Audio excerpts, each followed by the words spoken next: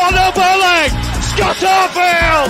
He's been threatening that recently, and all the Burnley players run to the Darwin end. Burnley win the next ball. It's Rory now. On the outside, decent. Barnes! He got it! Ashley Barnes with it! What a cross from Rory! And there was Ashley Barnes! And Burnley leading the derby. Knocks it quickly. Finds Benson in space at the byline. Can Burnley get a goal here? Back for Brownell. Saved by the keeper! Burnley won it to the end! That is magnificent! They deserve that! On it by Paul Fontana. On for a hat-trick. He's got it! Hat-trick for Nathan Teller! Oh, he's on fire at the minute! 3-0 Burnley! It's Nathan Teller's day! And Burnley are 3 up here. Fantastic derby. Here's Benson. Can he go on the outside? Comes inside. Comes on the shot. Oh, the goal! Manuel Benson once more! That is top class! Burnley have done it. Fantastic. The Clarets deserve the championship title. They've been the best side throughout the campaign. Burnley have won the second tier. What a fantastic achievement. The players have been magnificent.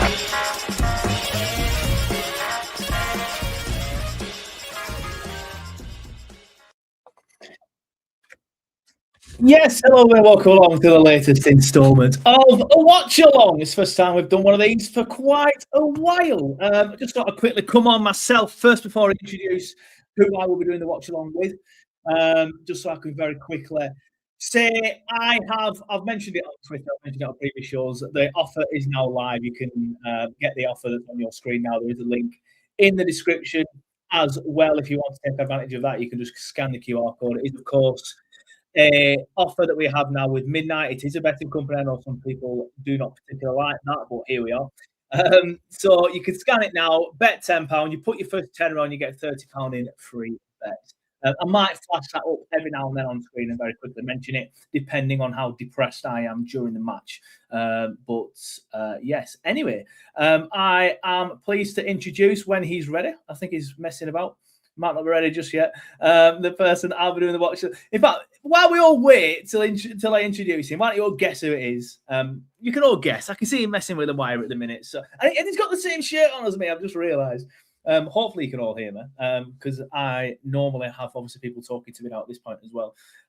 Will Joe be late, says Martin. I was not late. Let your comments coming in. Get your comments coming in. Let me know you're here. Let me know where you're watching from.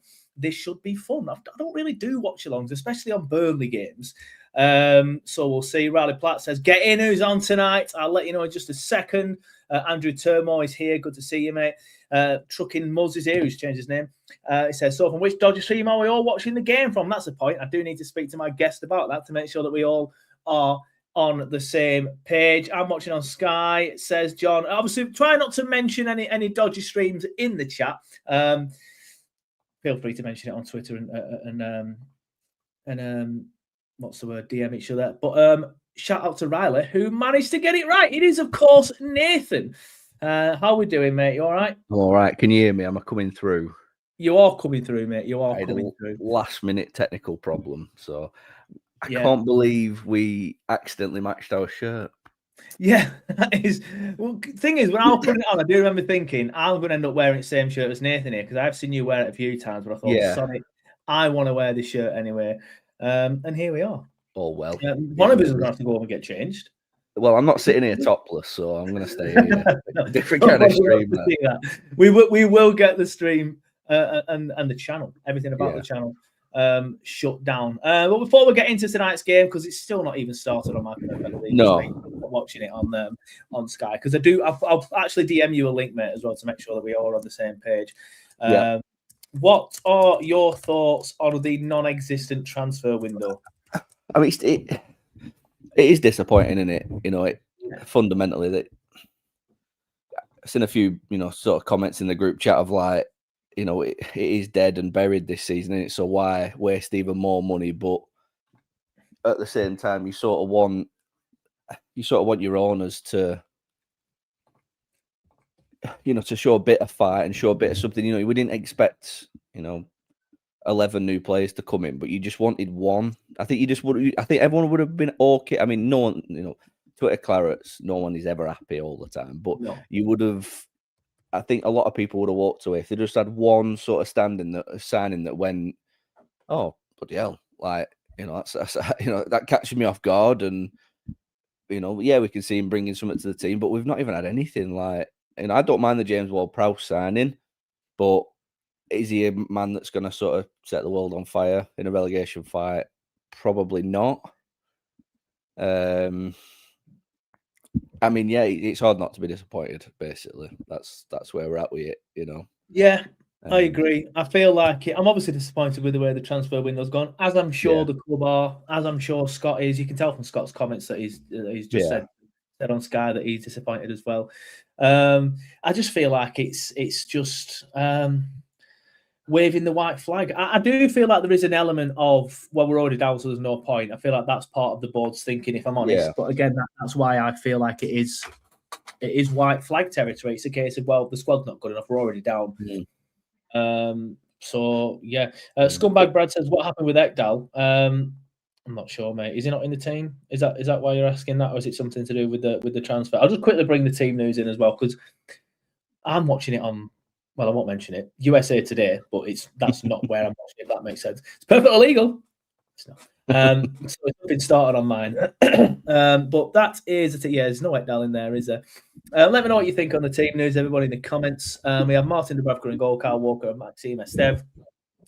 Tuan Sebe, Big Les. Lau Foster comes in for Armando Broja. That's the only change from the last lineup against, who was it now? Spurs. Marcus Edwards, of course, as well. Good to see him starting again. I do feel like he's part of the reason why we have kicked on. That's an understatement, an overstatement, should I say? But he's part of the reason why we are better. Jadon Anthony, who was linked away towards the end of the window, which would have been a truly white flag moment. Bashir Humphries, Florentino, and Perez on the bench. Matt Weiss, Joe Worrell, Bruno Larson, Tuna, Fleming, new signing Ward-Prowse, Broja, who, as I've already mentioned, drops out of the side. Probably after that performance against Spurs and how long he took to hit the shots. Hannibal and Lorenzo. Still no Hartman, who was treated to a lovely trip to Barcelona this week to see one of Pacers up, who did lose against Alaves. So maybe rewarded isn't the right term. But it's all a bit bizarre, the Hartman scenario, isn't it, mate? Yeah, it were. I mean, I think I don't think I jumped to any. I mean, I probably did jump to a conclusion, but we saw the tweet go out, and I think everyone saw the red mist, didn't they? Of like, footballers don't go watching football. Like, they just don't do that, do they? Especially when they're in the middle of a season, they don't go. And I think I tweeted it, saying the lad's not out there trying to get his footballogy sort of mark for the day, is he? Just to get that ground ticked off. He was sat there with the vice president of Espanyol, who happened to be an ex-Burnley board member, and he sat there with his girlfriend, his fiance, recently engaged. And, that to me just doesn't seem like, on the eve of a pretty big sort of, Monday night, a little trip to our parent club didn't really look the best, did it? Gone with the term parent club intentionally there, have you? I know what you're doing, mate. I mean, to be fair, I think they're not spending at either club, are they? So... No, I think Martin goes on to say, I reckon his deal gets done last minute. The window's shut, mate. Like, it's done. It's gone. It's still here, so it's still going to be here.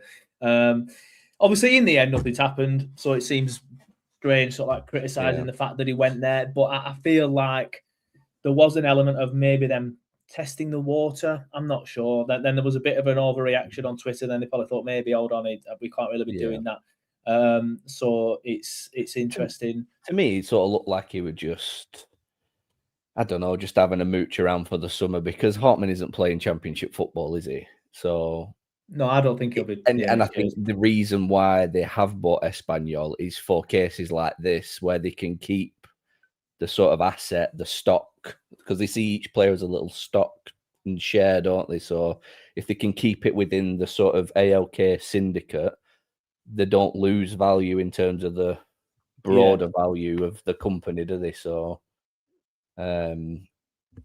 it just screams to me like he's just going there just to have a nosy about getting ready for next season. And Hartman to season-long loan to Espanyol will not be. My jaw will not be on the floor in surprise. I'll be honest with you. So. Other news as well. Obviously, there's no incomings, so there's nothing to talk about there in terms of incomings. But Mike Trezor nearly joined. Was it Lille? Failed a medical there. Tweet from Sasha Tobalera. That's a name I've not heard for a while. He says the Belgians simply didn't survive the medical examination test. So R.I.P. Mike. Not fitted up to be directly considered. He's gone and died at a medical, unfortunately, everybody, according to this tweet. Obviously, I'm being facetious. But yeah, Trezor, he was nearly out the door as well. So, yeah, the only things that happened today was somebody potentially leaving, but he didn't. Yeah. And I know, I've been sat on here before and sort of my views on Parker or whatever, but you sort of have to sort of feel for the bloke that, to a certain extent, I do. To an extent, but in these windows, like he has just been fundamentally let down again, Granted, would we, if we'd have brought in a new 11, would he have probably kept us up? Probably not, but he hasn't been backed again, which, can you blame him?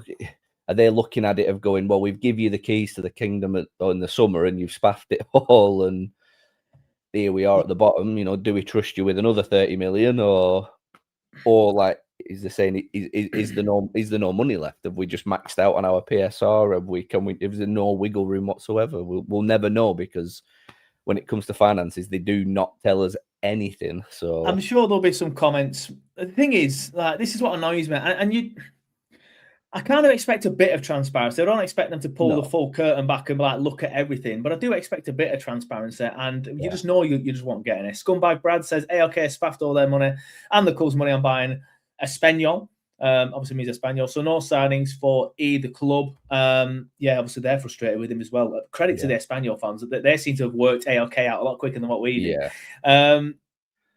Zohaib Ali says, if you don't win today, do you think it's over, Joe? I think, mate, it's over already. I've been consistent with that. I think we are dead. I think we are buried. There's no way we get out of this now. Win tonight, win on Saturday, and then I'll be like, ooh. But even then, you can win the next 3 games and Leeds, Forest and West Ham lose all theirs and you are still in the bottom 3. And that's just not going to happen as it is anyway. So... Yeah, unfortunately, Zoab, if that's how you pronounce your name, apologies. I've obviously tweeted that. It doesn't matter what we do at this point. I just can't see them being a 20-point swing. No, this is not going to be 20 points. Absolutely no chance. We're asking for a 20. We're asking us to win 10 points, and our teams are on to drop 10. It's not going to happen.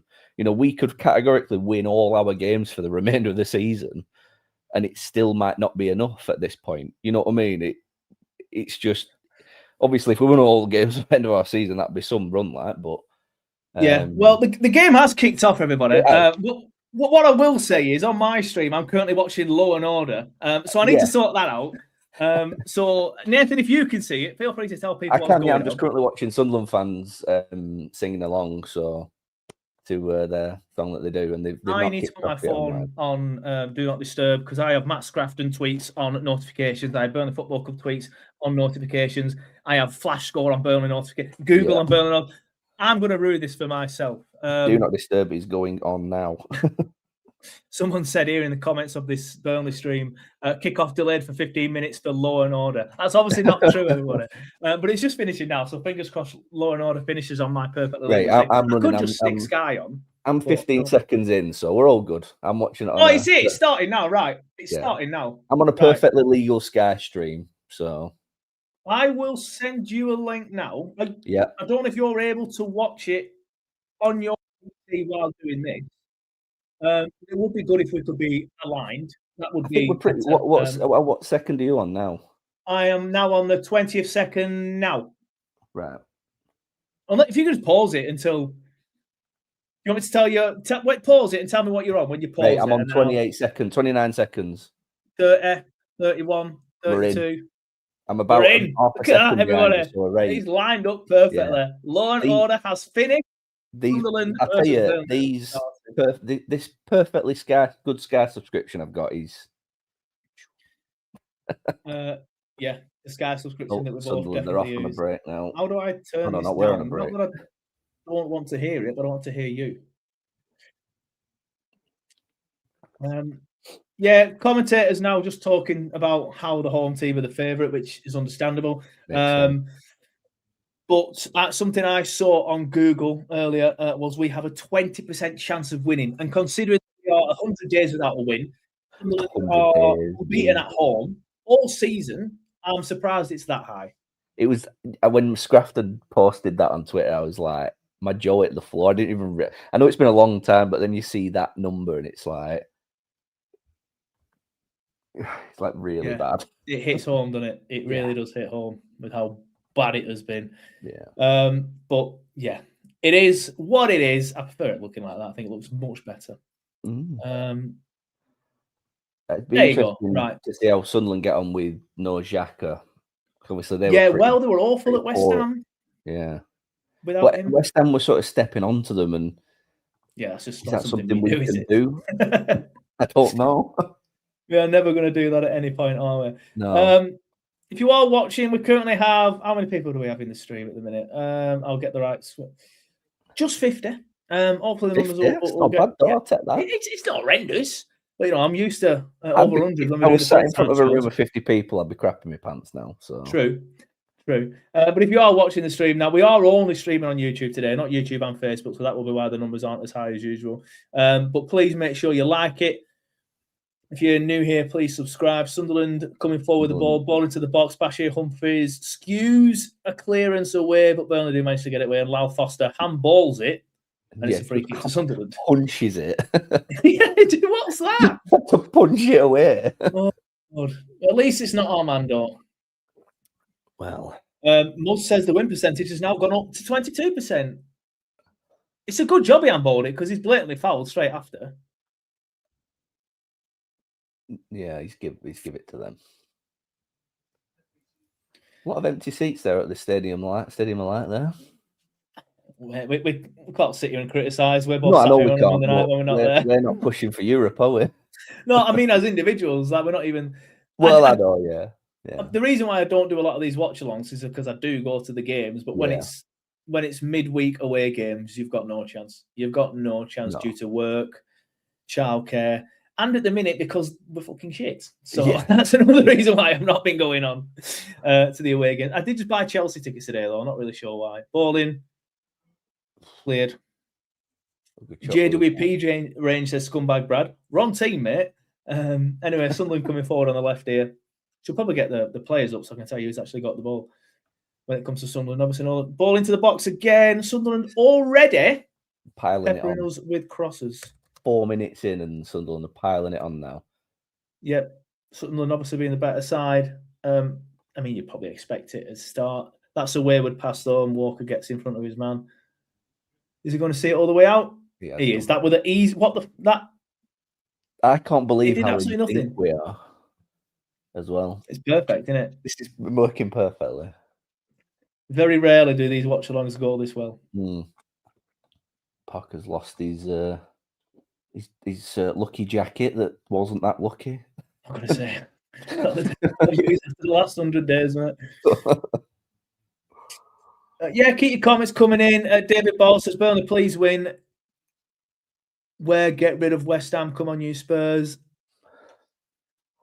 I think West Ham will come down with us, David, if I'm honest with you. Maybe Leeds are being dragged into it at the minute. Palace as well. West Ham obviously won 2 out of the last 3, but I think throwing away a 2-goal lead at Chelsea might hurt them.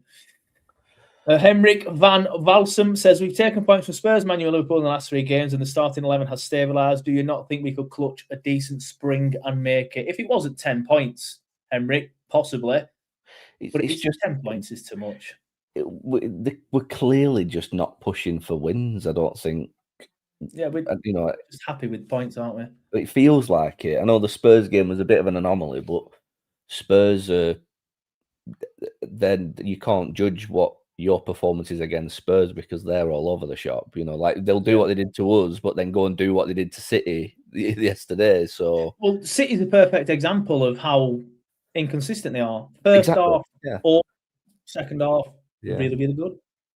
But for us to sort of just, like I say, I know it might have been sort of psychological to sit back, but going 2-1 up and then just giving it away like that, we're pretty. Yeah, I do feel like we naturally just you can put up with the defeats and the draws if every sort of 1 in 4, 1 in 5 you sort of nicking a win like Leeds are. Yeah, They went on a bit of a run of draws again, good draws against sort of bigger teams, but then they'd just go throw a win in there. Yeah, and it just settles exactly. everything Like West down. Ham's won 2 out of 2, Yeah, didn't they? exactly. And it's, if we were going, if we were nicking them wins here and there,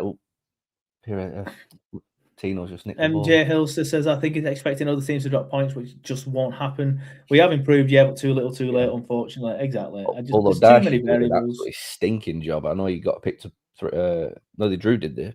Forest. Yeah, they drew, didn't they? But they drew, but they won the week before, I think, and they won in Europe as well. Not having a good time consistently, is he? So no, I think they'll have enough to stop up though. But whether they, I think Europe's killing them. And I did say at the start of the season, I thought Forest and Palace would both be in trouble, but neither of them will go down. I didn't think Palace would sink like this, like they have done, and just entire squad decimated.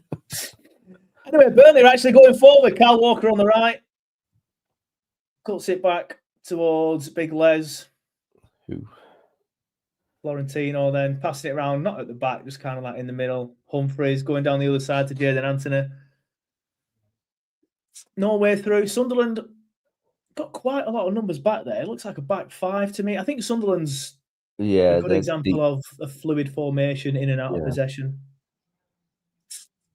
It always resorts to a sort of 5-4-1, doesn't it? Yeah, it's looking like that. It's definitely 5-4-1 there in that position anyway. Anyway, Burnley probing, but nothing much coming of it. Keeping the ball a little bit. Nice. Worked it down to Edwards. Ball in, Burnley's chance for a cross. Bruce catches it. To it to keeper. Yeah, a poor ball, to be fair. Poor ball. But I know we're only 8 minutes in, let's not get carried away, but signs of activity from Burnley after an opening 5 minutes of all Sunderland. Yeah, it's been a bit to and fro on it. Sunderland have penned us in a little bit, and we've had a couple of minutes up there, but Sunderland have the ball through Alderete. I do like that Sunderland kit though, with the cut out at the back for the numbers. I know it's a completely random subject here, but I really like that. Haven't they done that for a few years? Sunderland coming forward, looking dangerous. Oh, for fuck's sake. Shit. Diarra with the goal. Sunderland won. Anything else on? 8 minutes in. Start. And right on cue, my friend Leo. I have a friend called Leo. I won't mention his last name. But when Burnley are doing well, right, he never messages me. He's one of them. As soon as we shit, like he's just sent me 2 laughing emojis, like instantly, and then put dog shit. He's one of them. But yeah, not great from Burnley perspective. Who is it? Diarra gets forward, cuts inside. Estev's pulled out all over the place. Estev's been poor this season. Yeah, he's been pulled right out of position there. Who is it who just dangles the leg to Anzebe? Yeah.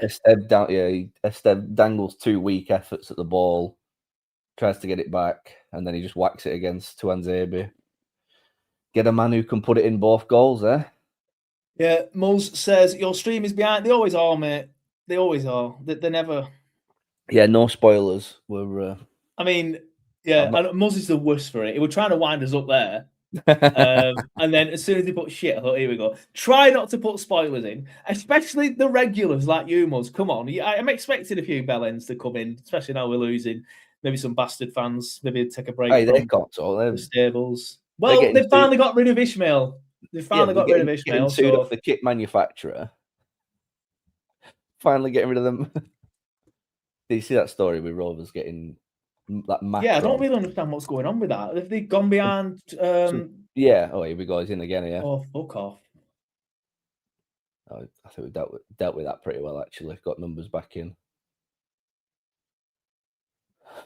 Walmsley 98 said it's bad when you're tempted to turn it off already. What if you're tempted to turn off a watch along, mate? What if you're tempted to just delete your entire channel that you worked so hard on for 8 years? Yeah, we sort of dealt with that break pretty well. Got back in shape pretty quick there, to be fair. Looked all right. Yeah, with that Rovers thing, I know it's chat about them, but they basically signed up with Castor, like us, for our kit manufacturer for next season, but they didn't give Macron the fair sort of right to bid for it.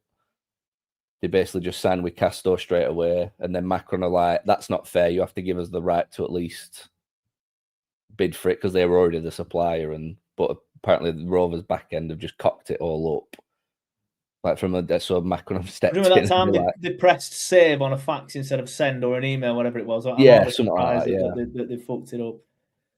So, Bridefield Clarets says 1 win in his last 76 Premier League games. Why the F does he insist on a back five when we concede every effing game? Your guess is as good as mine, mate. Back five doesn't work. It hasn't worked. Sunderland come forward again through Mand. Ball in again, headed away.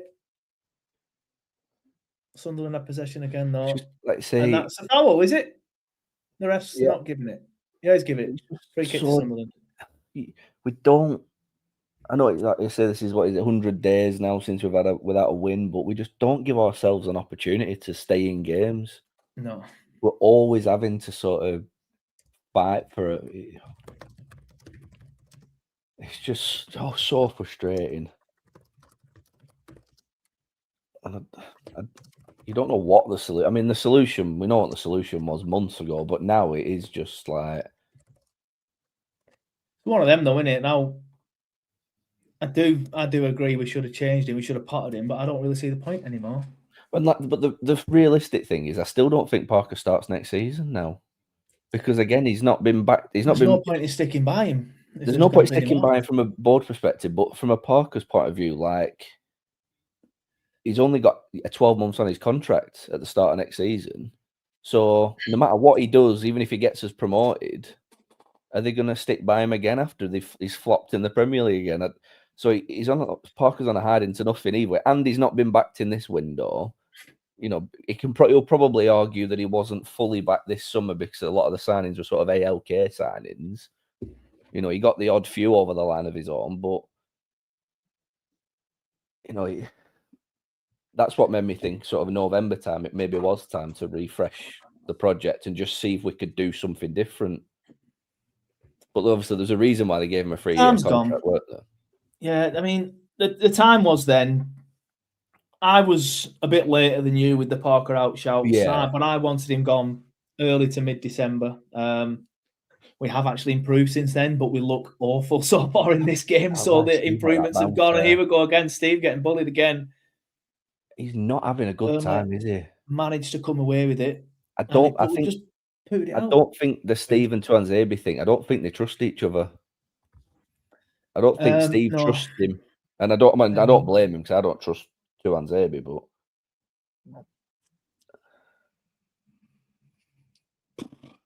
do a watch along, they said. It'll be fun. This was you lot in the comments, by the way. Someone kept saying, do a watch along.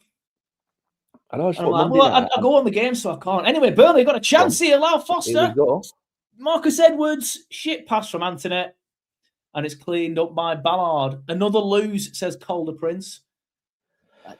I mean, I agree, mate, but there's 75 minutes left yet. Yeah. It's looking like we're going to get beat again.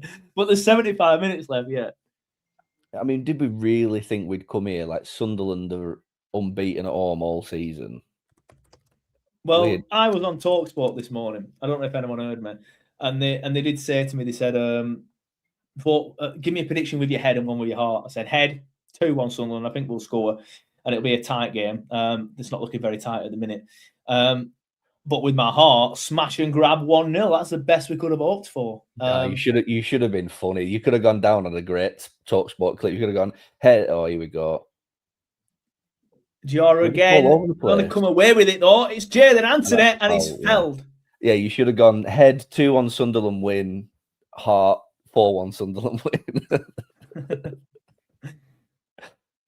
Who are you on with? Too much abuse and stuff like that already, mate. Yeah. MJ Hilson says, just to say the Spain transfer window shuts at 11 p.m. tonight, so Hartman going could still be on the cards and not in the squad tonight, alone being announced later, would not be surprised. Could you imagine? Could you imagine the backlash? Stadium alive. We get dicked here, and then, by the way, We've sold Hartman to Espanyol. The pitchforks, genuinely, I genuinely think people are getting fed up with AOK already now. And that's probably an understatement for people like yourself, Nathan. You've been fed up for a while. I've been a little bit sort of like more reserved about it. But I think genuinely, and they've still not announced the season ticket price increase yet, even though we know there's probably going to be I think they're waiting for a win because they don't want to stick the season tickets out, the campaign out, when we haven't won since October. We'll be buying season tickets in August then, won't we? Yeah, I think that's what it is. Anyway, Muzz says, F me, we're all over the shop. Ball in Sunderland, and it's just gone wide. Again, I said this on the last show we did with Tuanzebe. Like watch Tuanzebe. He's so like placid and flat-footed, and look at Steve again though. Like Steve's well out of position there. They're too close to each other. They're on each other's toes. It's basic defending, like far too close. We need more in midfield because then the two are just all over the shop in midfield. This is so crap, says Caleb. Referring to the match, not the watch along, I hope. Probably both. Can't be much more entertaining, too. This is why I don't do stuff like this. I don't see why somebody would watch us sitting here whinging. People have asked for it, so here I am. Muzz says, if AOK are waiting for a win before announcing the increase, I want a refund. Also, it means that they're not going to announce it for the rest of the season. But look at it, are they? Yeah. Kaelin's on saying we need someone up there with Foster. One the last says I heard of it, accuracy of the Prem. No one with the defence never gets a rest. Sorry, go on, mate. No, the last I heard with the tickets is there was quite a lot of. Obviously, we don't get told information unless we're part of the high and mighty FAB. But by all accounts, there was a lot of pushback about the prices increase and the way that they did the whole releases and stuff. How they were releasing minutes before. Or like after the second meeting had already happened, sort of thing, and there was a couple of FAB members that I'd spoke to that said, "The way we are crosses it in." Yeah, nothing really there happening, and a few FAB members that I'd spoke to sort of said, "Look, they'd thrown us under a bus here. How they announced this possible ticket price increase." So. Maybe they're having having a rethink. Like it would be very, very tone deaf to increase the price. The fans there just to tick boxes. They don't listen to them. No. You might have pushed back, but the club won't change their mind on it. I mean, I'm happy to be proved wrong because I would like to see them push back on it. Anyway, Burnley do have the ball in the Sunderland half, but Florentino puts the worst crossing of all time. Yeah. And Sunderland come away with it. So no respite for Burnley. He's just been turned so easily again. But Robbie's a big, brutal, strong bastard, isn't he? You know what I mean? Steve struggles with people like that. The fall off of Steve needs to be studied. I think it's. Must says to make this watch along interesting. For every goal Sunderland score, you boys should have to take an item of clothing off. Well, what happens if we get beaten 9-0? I'll be helicoptering. I've only got 2 goals in me. I'll be honest with you, Muzz. Matt Lowcock says he struggled all season, obviously referring to Maxime Esteve. Completely agree, mate. And I am very, very, very, very, very shocked at how poor he's been. Steve's the type of player that needs like an experienced player alongside him to let him not work. I think Steve is doing 2 or 3 men's jobs, really. I think he steps forward into them holes that the midfield leaves a lot of the time, which he's done there for that goal. He's stepped right into where the midfield is, and then he's looked back, and then Tuanzebe's nowhere to be seen, and he's having to double back. And there's essentially 7 defenders on the pitch when you bring into account the 2 double pivots. Yeah, obviously I'm referring to the keeper as well. So why is he stepping into midfield? I just don't know why we don't do that. I know, like, we brought Prowse in, and like what fundamentally is the point? Like, he's been pining to do that 3 since we lost Cullen. Yeah, and we've brought him in. Like, granted, he's not played a lot of football, but what's it matter if we lose? We're already losing. What have you seen? Have you seen something? No, I'm the same size as you, same levels as you. Just Edwards going in for a tackle and getting absolutely bullied. Because at this point, I'd rather see 45 minutes at the start. Don't want to see my touch. I don't think. I'm going to say Jovic. Nobody's going to pay any money for us to win OnlyFans. I can't give it away for free, let alone get people to pay for it. I'd like to have seen 45 minutes at the start just to see what happens. Like, just get him in the game. You know, at 0-0. Now we're going to bring him on when we're probably going to be still 1-0 down. You know, hopefully we can do what Spurs did and what we did at Spurs and just nick a goal before half time. But the way that everything's panning out, Sunderland are just camping back in and just waiting to pick us off. Yeah, but then when they get forward with numbers. And quick and pacey as well, and we can't keep up with it. No, that's why, again, did you watch Leeds against Everton and how good they were in the first half? All right, I know they didn't win the game and conceded late on, I think. But in that first half, they were brilliant. That's how you play 5 at the back. Oh, here we go. Sunderland. Walker caught out there, trying to do a silly fucking chop, whatever we're doing. OMG, what the hell are we doing, says Muzz. Poor. Not going to happen, says Matt. Definitely not, mate. Walmsley says, sure, he brings Prowls on early in the second half. Scott Parker and early subs do not go hand in hand, unfortunately. We're screaming out for protection in front of that back line. And the one player that we brought in to replace Cullen, we're now not using him. Like, you know, you can't imagine Ward Prowse is sat at West Ham eating Doritos all the time. You know what I mean? I imagine he's kept himself in good nick. You know, he seems like I agree, Paul. He'll be in better nick than me and you. Yeah, he seems like a good pro. Is different. Leo's now in the chat. You don't have to sort of be, you know, like, I don't know, you don't have to be in top of your fitness game to make an impact on this Burnley team, do you? Like, no, you don't. We're floundering. Like, we just need something, you know. Leo's in the chat. You got a shout out earlier, mate, when you text me. Told everyone what you like. Told everyone that I don't hear off you for weeks when Burnley are doing well. And as soon as we concede. That's one of my photos, that, as his little profile picture, that, I'm sure it is. Knowing Leo had a bit of a flirt with a camera. It's probably Did he? Looks like just one of mine, then. He weren't good enough, so we gave it up. Same. Can you not put a match clock up on so I can keep in sync with you? Good shout, but I have no idea how to do that. I'm going to be honest with you. I'm awful with stuff like this, Boulder. I'll just let you know I am on bang on 23 minutes and 4 seconds, 5 seconds, 6 seconds. So I don't know. I'll work it out there, mate. It's still 1. I feel like there is a way. OMG, what was that? Says Andy. Oh, you're referring to that free kick, aren't you? That's just happened as well. Yeah. That has literally just happened. Absolute wank. I was looking at the comments on this, but I just saw him have the ball and he didn't. Yeah. So I'm not sure what's going on. I know, I'm sort of like, as it stands, my tweet that I put out the other week about if we win at Sunderland, I'll do the next TurfCast in a Rovers shirt. So I forgot about that. I'll hold off buying a Rovers shirt for now, I think. Who needs Ward Prowse with set pieces like that, says Luke. Luke, I'm not going to lie to you. I am stealing that and tweeting it. That's how TurfCast works. I just steal stuff. I'm obviously joking. Let's have a look on the old Twitter Clarets. Oh, God, I won't go on there if I were you, mate. Well, shall I read some out, but not read the people out who's tweeted it? Just for the fun. Public, innit? Just do what you want. We are so shit. It's fucking comical, this team. How do you balls up a free kick? Set piece coach should be off down the tunnel after that. JWP sat there like, what the F have I just watched? Joined, sorry. Yeah, probably. Not a clue what just happened, says Kaelin. Yeah. I'll give Jordan Rushford a shout. I past angry with this team and our approach. It's just comical at this point.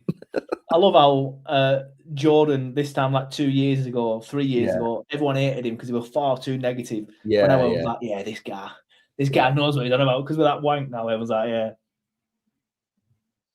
Baldy Locks has paused it. I don't know why I've called you Baldy Locks. Your name's Baldy. I've added locks onto it. He says, I've done it. Paused you until I synced. Thank you, mate. Yeah, I really should learn how to stream properly. I just press record on StreamYard and that's it. Everyone else does it proper. Not much worth streaming about these days, is it? No. Absolutely not. Another tweet. Shambles. Most isolated jobs in the world. Weather station crew member, Antarctica. Winter caretaker, Yellowstone National Park. Fire lookout, Gila National Park. Centre forward for Burnley. Yeah. Comical stuff. Effing poo. We cannot play in this formation. We are, in fact, terrible in this formation. How can the Burnley coaching team not see this? I mean, this is unbelievably poo. It's not going to. If it carries on like this for the remainder of the game, it's not going to be. Do you think is Parker doing a Sunderland away again? You know, sort of like throwing a towel in to prove a point. Is this what's happening, or is? And if he is, then he's an idiot, because last time it worked because we still had some point of the transfer window left. Andrew Turnbull says, "Time check again, please." So yeah, if you want to sync it up with me and Nathan, we are currently on 26, 25, 6, 7, 8, 9, 30. I love that. I feel like I'm at work, by the way, because that's what I have to do. Every time I have a live at work, I have to do a clock check, I have to do a comms check. Yeah. By the way, I was doing the darts the other day on ITV4 when Luke Humphrey's got a 9-darter. Genuinely, nice. I love my darts, right? So I'm genuinely going, yeah, he's got it. What? He's done it. He's done it. And then the PA was like, stand by for breaks. And I'm out telling some guy about what a 9-darter is, because he's in the suite, but don't really understand darts. And he's like, what, have you got a bet on? I'm like, no. It's class 9-darter. And she's like, counting to bumper in 10. I'm like, oh, shit. I literally nearly missed the commercial break. So if you were watching on ITV4 and you saw that, I nearly missed the break straight after the Humphreys thing. ITV would obviously not have been happy with me if I'm sat there like celebrating in the studio and I miss the 9-darter. Love that. Benny Boy said it's almost non-competitive. I agree. Andrew, I've just done that. Apologies. J Rod says, wait a minute, Joe, I've been doing a watch along. Shocked emotion. Also, do you guys plan to wear the same kits for the show? No. Also, my eyes and ears for this game, because I'm at work, have no Wi-Fi to watch the game. Well, it's shite, J Rod. There's not much to say. Sunderland coming forward again through Enzo Lefebvre, not Lefebvre, it's Taliba.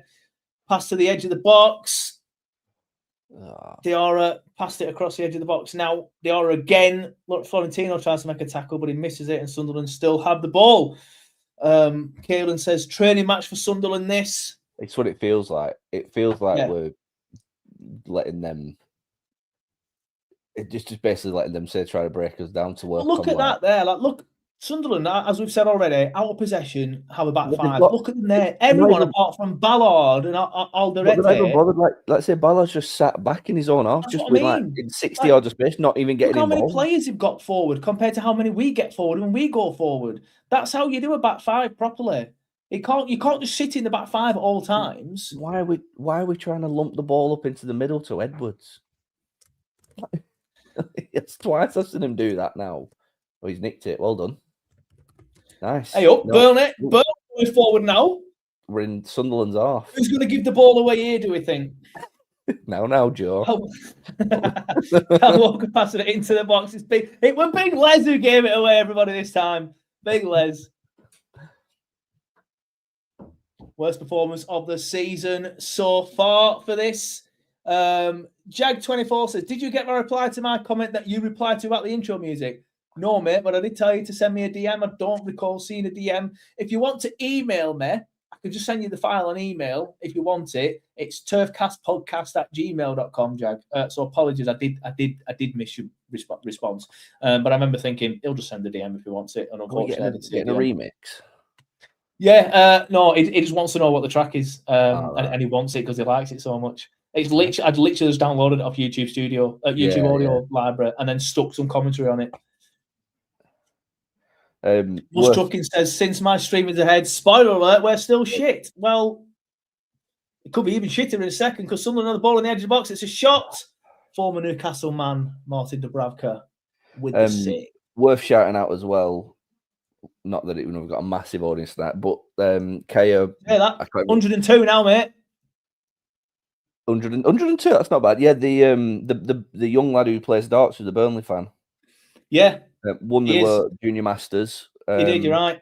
I tweeted. Put it on Facebook. I don't want to butcher his surname. I just call him Kaya. Yeah, Kaya Basel. We'll go with that.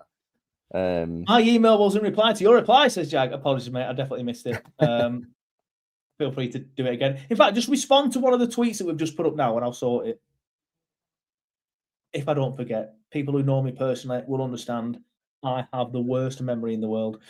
So Leo says, sack your 60-second review off, lad, for this game later. I would love to, mate, but I get views. Anyway, what are we doing there? Why are we free not kick for whipping it Burnley. in? Prime place for a cross. What does Kyle Walker do? Gives it to Tuanzebe. Tuanzebe pumps it forward to Humphreys. Straight out of play.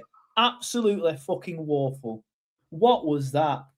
What was that? I mean, literally, Kyle Walker's like minus Ward-Prowse now. He's like our best dead ball striker we've got. Like, just do Are the these short the one. worst set pieces I've ever seen? Just do the short one, creep it forward 10 yards and let Kyle Walker whip it in. Because believe it or not, that's how we scored last week against Tottenham. Sunderland with the ball now. I mean, I didn't know what to do. Enzola Faye pings it out wide They're to outnumbered again now. Or even we're playing 5 at the back. Ball in the box. Diarra's there. And it's 2-0. Can I just remind you all that came from a Burnley free kick. That came from a Burnley free kick. And we wasted it. Absolutely. Honestly, you can sit here and say that Scott Parker's not got the quality of players, and I agree he hasn't. These players have been shite again tonight. But everything about this game is off. The formation's off. The quality's off. Look at everything's just shit. Like these set pieces, Kyle Walker's not thought to himself there. Surely that's something they've worked on. Dubravka's not. That's shite as well from Dubravka. Fuck off. Yeah, I'm not giving any. I'm not putting anything on Dubravka at all. Because, like I say, I've tweeted it. We'll be on 2 points this season. You know, he has been class for us this season, but he goes. He's just got wrong. He's stepped the wrong way. He thinks he's going the other way, doesn't he? He thinks he's going across he thinks he's going to hit it the other way. Far too easy this for Sunderland. You got to remember. I know they spent a lot of money, but this was a side that was about 24 points behind us last season. And I know some people might say that's not really relevant. Well, it is because we were 24 points better than them this season. And look how much better they are than us now. They've spent nearly the same amount as us, by the way. Like we've spent nearly the same amount as them. Sorry, you know what I mean. We're not that far behind them in spend. You know, I know they, and this is without Xhaka as well. This is without their man that they couldn't live without. Apparently, Kurt says Esteban Tuanzebe, the Lauren Hardy of central defenders. Yep, correct. And also, you're in trouble, Kurt, for putting the score in before it happened. Try not to do that, please. Yeah, good. I don't see the comments coming in. I've turned it off, but I guess you have to. Yeah, I can get rid of it, but obviously I want to. Shall we entertain ourselves by looking at the stats? If we have to. So let's have a laugh.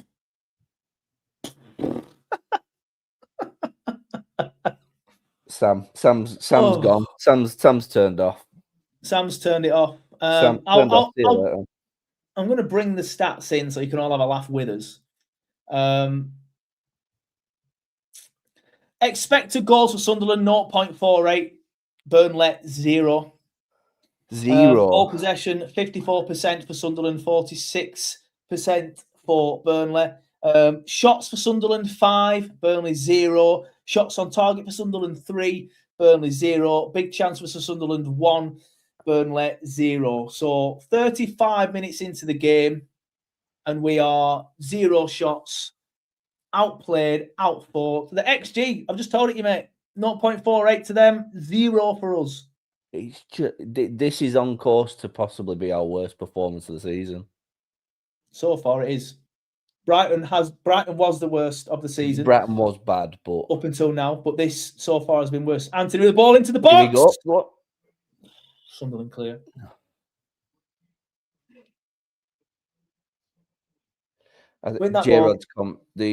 J-Rod's commented the kits weren't a plan; they were completely fluke.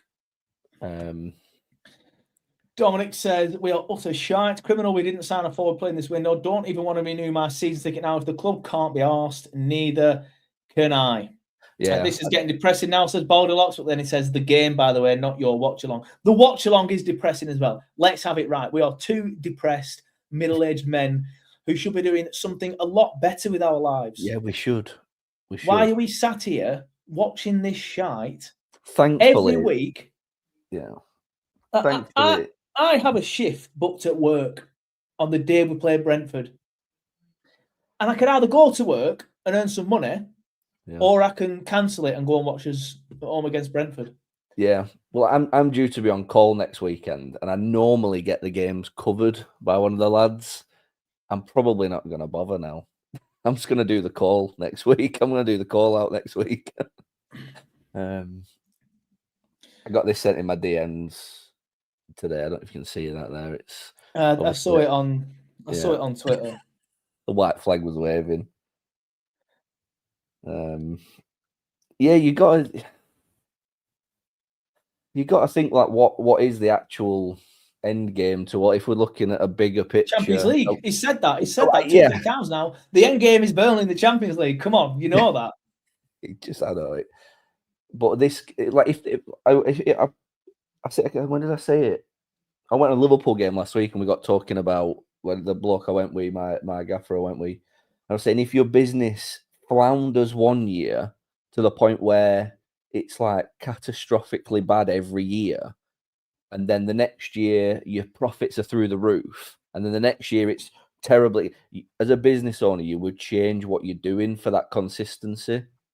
You know what the ownership team, what the ownerships are doing is not sustainable. This constant chop and changing. No, it's not. And there's going to be another fire sale in the summer again, I would imagine. But fingers crossed it isn't. Lee's in the chat now. He says, "We had a live stream going. This is truly awful. When we have the ball, we're pedestrian and waiting for the interception. When they have the ball, they'll look to just play straight into us." Anyway, it's a Burnley corner, the first corner of the game, not just for us, but for everyone. The first man. It is the first man. The first man is cleared. It's backed out to Kyle Walker, who puts it back out wide to the corner taker. And guess what? He's offside. That's 25 million quid. Awful. That's what that could have been. Awful corner, says Matt. And you can put that alongside the 2 awful free kicks. One of which, we had a free kick in Sunderland's half. It was that bad that Sunderland scored from it. So bad. Well, to cheer us all up, well, some positive news. Andrew comes on the show. He's had his work used by Jadon Anthony on Instagram this week for this game. This is good. The pre-match graphic.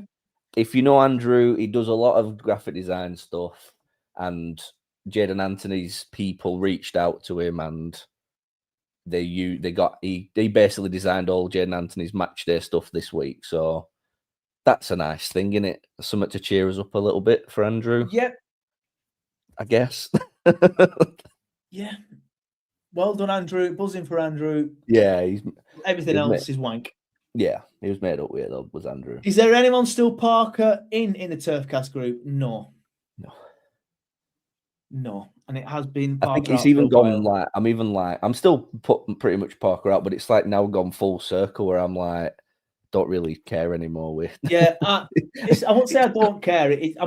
I do feel a bit sorry for Parker as well, because he is essentially, in my opinion, I know some people don't agree with this, but essentially like Trafford was in that Premier League season. He's a rabbit in the headlights, clearly out of his depth. The people above him need to pull the trigger, but they haven't done. And now he's just being put out like a lamb to the slaughter every single week. And I do feel somewhat sorry for him, because he should have been potted months ago. 2 months ago, in my opinion.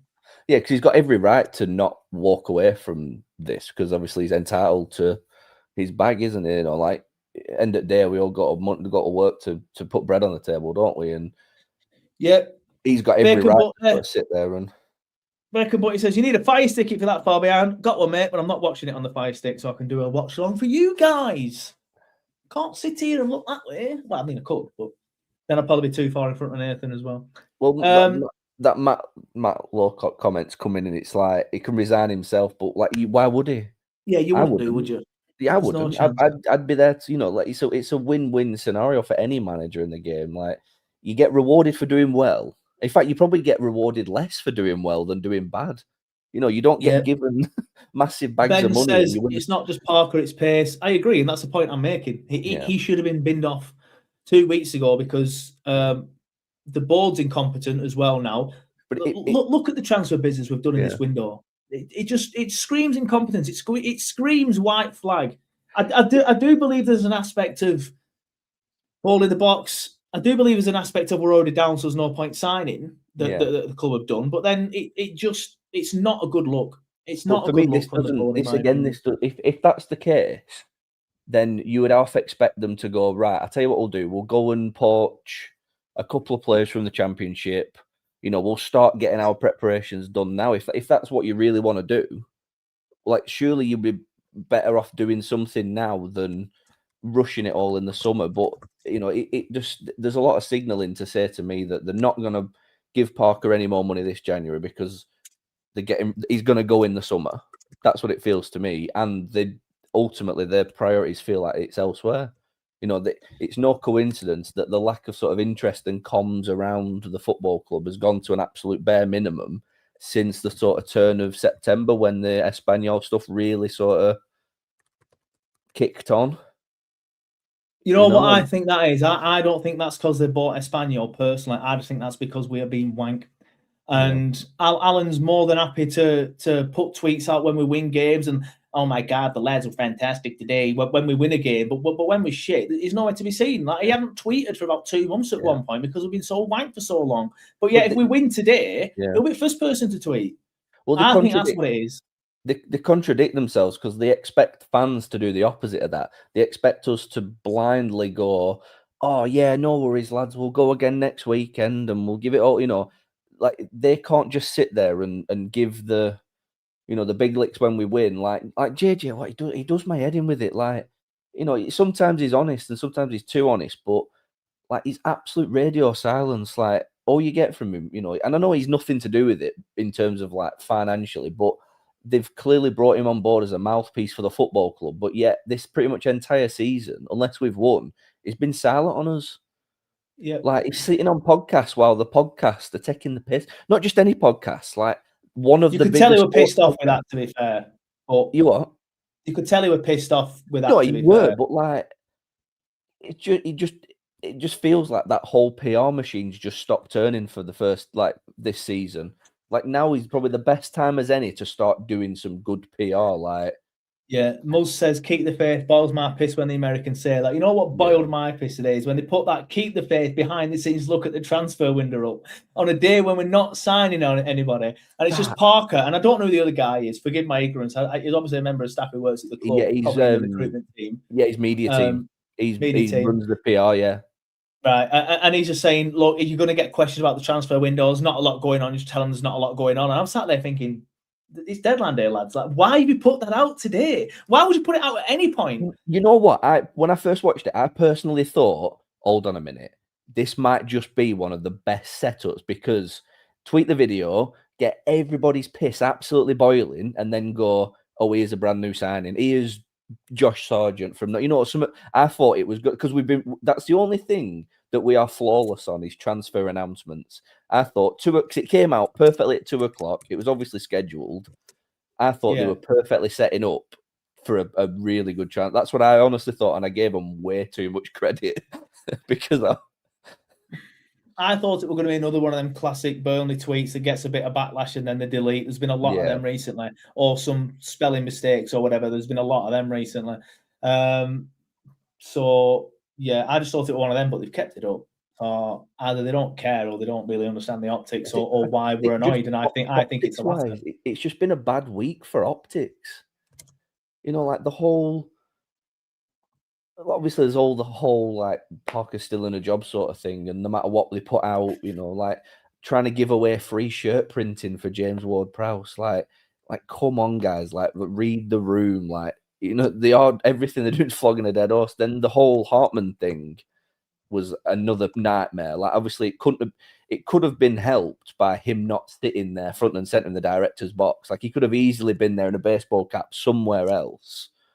But he weren't. And then obviously that video, it's just optics are just, they're just not good. Not good at the minute. Just to get back to the match, Tuanzebe has just gone in the book. Nice to see him impact the game.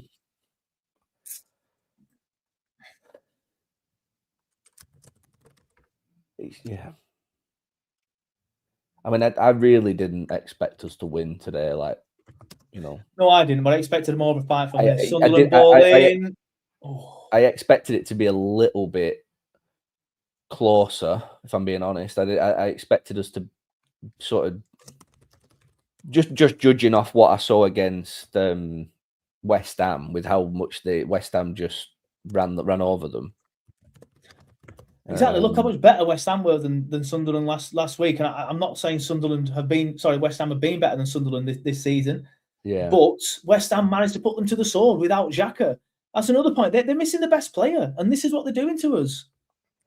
Can we not just back Parker at half-time to take a positive from the match? Alan, is that not a foul? I'll be honest, I didn't really see it. I just looked up and saw Ed was on the floor and just decided to. But again, you just answered your own question. It's probably not a foul because there's a stiff breeze up on the northeast, isn't there? So why do we get pushed off the ball so easy? This is Andy Brown. Alan says, "Can we not just back Parker at half time, take a positive sack?" He means the feel I get is the owners believe they're given the luxury of the Prem status despite being a Championship club, and for that we should be grateful. Any view we have of the Prem performance will be ignored. Yeah. Potentially, mate. However, Alan Pace's grand plan is to get Burnley in the Champions League. It was sold we had a 5-year plan. In the 5th year of that plan, we're going to be in the Championship. Well, I said it in the midweek to when we were just talking about Burnley in general to my gaffer, and I was like, I don't really want to go back to them Garlic, the Mike Garlic days and all that and the other, and because it did run its course. They just ultimately ran out of money. They got too big for them. That's ultimately what happened, I think, with that. But we had a good identity. We had a good plan. You know what I mean? There was a backbone across everything, from the staff that worked in the offices to the first team to the club staff. There was a backbone of just grafting. You know what I mean? Just an honest rate about it. And like I say, I don't think, I think Daesh ran its course. Like I said, we can't keep looking back to that, because when was that now? It was like 5 years ago, were it, when he left? 4 or 5 years ago now? Yeah. If not longer, I don't know. I think it was 4. So we can't keep harking back to them days, but ALK come in and fundamentally just ripped up that entire sort of ethos and mentality, and that fibre of the club has just been, we've not looked tough to beat. Even like last season in the Championship, we weren't a good. I know we've got 100 points, but we weren't a good team. Which sounds mad to say it, but we conceded a lot. Second half of the season we were class. We were conceding chances, and if we were playing against teams a bit better, we wouldn't have got them results we did towards the end of the season, because we were going away to Stoke and getting like 16 chances conceded against us. And I don't hark back for them days, because them days are gone with Dash. But I do think there is an element of that. I don't think we sign players that want to work hard and want to fight for what they've got. We get a lot of mercenaries, I think, that come in a lot. And I think that's the case on and off the pitch as well. There's a lot of, I don't know what it is. There's something about it that there's that. Well, there you go. That's half time. There you go. That's half time. We'll bring in the halftime stats now, just to quickly look at it again. Hasn't got much better, unfortunately. We do have now some form of XG. Where that's come from, I do not know. I'll just quickly get it up on my screen as well so I can see it. It's 0.01. There you go. 0.01. What's everybody whinging for? We have got 0.1 XG now after a full 45 minutes of football. 1 shot, 0 shots on top. Oh, sorry, 2 shots now. 2 shots. They've counted that Pires shot just then, which I felt was more of a cross, as a 0.01 XG chance. That's a sympathy. That's got to be for sympathy. It's whatever it is, it's wank. I see that comment awful there from Matt Lawcott saying booze from away end. I don't know.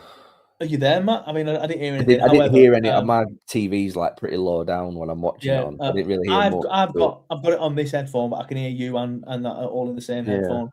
But yeah, Matt says booze from the away end, 0 shots on target again, says Dom. Utter shite, says Craig. Yeah, get your comments in. Let me know what your thoughts of that first half of football. I'm pretty sure it will be universal. 0.1 XG, massive for us. Go on, mate. Even the opposition's commented on here. BSC for Sunderland fan. Jesus, how is Parker in a job? Your guess is as good as mine. BSC for us, we can't Yeah. stand him either. Although I am more than happy now to say that the problem isn't just Scott Parker, No. but Scott Parker. This is awful. Like I've said this before, and I'll say it again. Yes, this team isn't good enough to finish 17th. I'm more than happy to say that the players on the pitch are not good enough to finish 7th, but they're better than this. They are better than this. And they've shown they're better than this. When Scott Parker, all right, it was him that got the tune out of him in the Leeds game, the Sunderland game at home, and the Wolves game away. We Wolves probably different bad example because that second half were awful. But in the Leeds game and the Sunderland game, we did a job on them two teams in those games, and we're just not anymore. They're not good enough to finish 17th. I'm happy to admit that, but they are better than 15 games without a win. They are better than 7 defeats in a row. They are better than, with all due respect, I know Sunderland have done very, very well this year, but having 0.01 XG and no shots on target up at the Stadium of Light, regardless of how good they've been, Sunderland this year, it's not been good enough. And BSC goes on to says, that thing is, we aren't even that good today.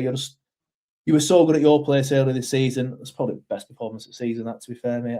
Maybe Leeds as well. We did a job on Leeds as well. Worse than Brighton, says Riley. Yeah, 100%. That is worse than Brighton. What's the point? So much fight against Liverpool, but back to poo emoji. We can't even pass it 5 yards. Dion's in the chat. He says Tuanzebe being a reliability. Not sure that's the right word, mate. Liability again. Dubravka weak, no creative flair at all. The system is awful. Build-up is way too slow, so we can never break on a team. Parker is going to need divine intervention for the second half. He needs sacking, as Alan says. Sack him now. Yeah, he needs more than a divine intervention. Like I say, I think we said it in group chat. I don't even think Jesus could save us at this point. I think we're down. J-Rod says, Holy Hannah, the betting odds on your screen now. Speaking of betting odds, I'll just quickly get rid of your comment, unfortunately, J-Rod. If you we have teamed up with Midnight. I know some people don't like stuff like this, so feel free to stick your fingers in your ears at this point. But if you want to sign up to Midnight, you can do. Scan that QR code on screen now. You will bet £10 and you get £30 in free bets as well. It might cheer you up. Why don't you just stick some money on Sunderland? That's probably your best bet. Absolutely sadist, don't you, Joe? Glutton for punishment. Yeah. I don't. Does this defeat now start? Does this mean this is the longest ever streak without a win in our top flight history? I think so. What was it? 1890 I saw today. That was the last time. It doesn't go much further back than 1890. It's only a couple of years, isn't it? Exactly, Mark. Like, who on earth survives a 15-game winless run? What a effing disgrace. Alan Pace is not up to the job. The board, they don't get it. I don't know why he's still here. Like, I'm happily sit here and say Alan Pace and the board have sold Parker Shaw as well. But you can't sack yourself. And they're not going to sack themselves. They're not going to walk away from the club. It's just... But that's the sad reality of it, is at any point they can walk away from the club now. I've said this countless times. I've tweeted it. I've raised my concerns about it. At any point, this ownership group can happily just walk away now with no financial loss to them. I'm just going to put you full screen, mate, but I am still here. Their sort of financial investment has been paid back now.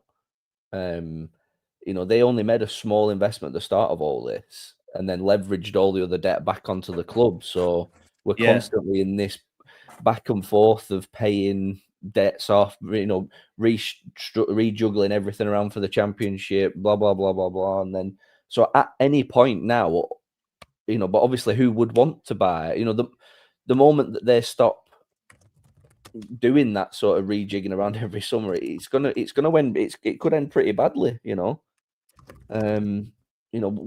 would come in and make a small, I say a small, but it would probably cost a 40-50 million pound investment from someone to buy it off ALK, but then sit there with 140 million pound in debt. I get it. It's the modern way of doing it, and we all mortgage. We finance our cars, we mortgage our houses, and I get it at that time. But there is also a reason why leverage buyouts are now outlawed in football. for this very reason of the absolute financial cliff edge it puts you on. It's all right going up and down all the time. We can sort of tour that, you sort of live in hand to mouth, and it works, like many of us do. We all live hand to mouth, don't we? But at some point, if you have one, you have a boiler break on you, you run out of cash, don't you? And and if we go down and don't get promoted again, it looks pretty bleak, really, from a financial point of view. And anyway, like I say, I'm not. It's just one of them, innit? We have to bounce back, and you spend too long in the Championship, you become a Norwich, you become a Stoke, you become a Middlesbrough. All right, Middlesbrough's a bad example because this year they look like they could even win the league with the way that Coventry are going. But how long have they been in that league now? And a long time. Also, they didn't. We were second choice as well. They didn't even want Burnley first. They wanted Sheffield United before us, but Sheffield United were too expensive for them. So always remember that, everybody. I'm happy to say it. I'm happy to get shouted at off whoever watches and listens. But Burnley was second choice for AOK. Oh, don't worry, you'll be in the club WhatsApp groups already. Oh, as we are regularly told, our tweets and everybody's tweets, by the way, everything you put on Twitter, Clarets, is constantly screenshotted and sent around to club staff. They're constantly watching what people are saying. I just want to quickly bring this in. Hold on, wait, I've done it wrong. This is a Sunderland goalkeeper today. This is a live action shot of the Sunderland goalkeeper today. I will bring it in eventually.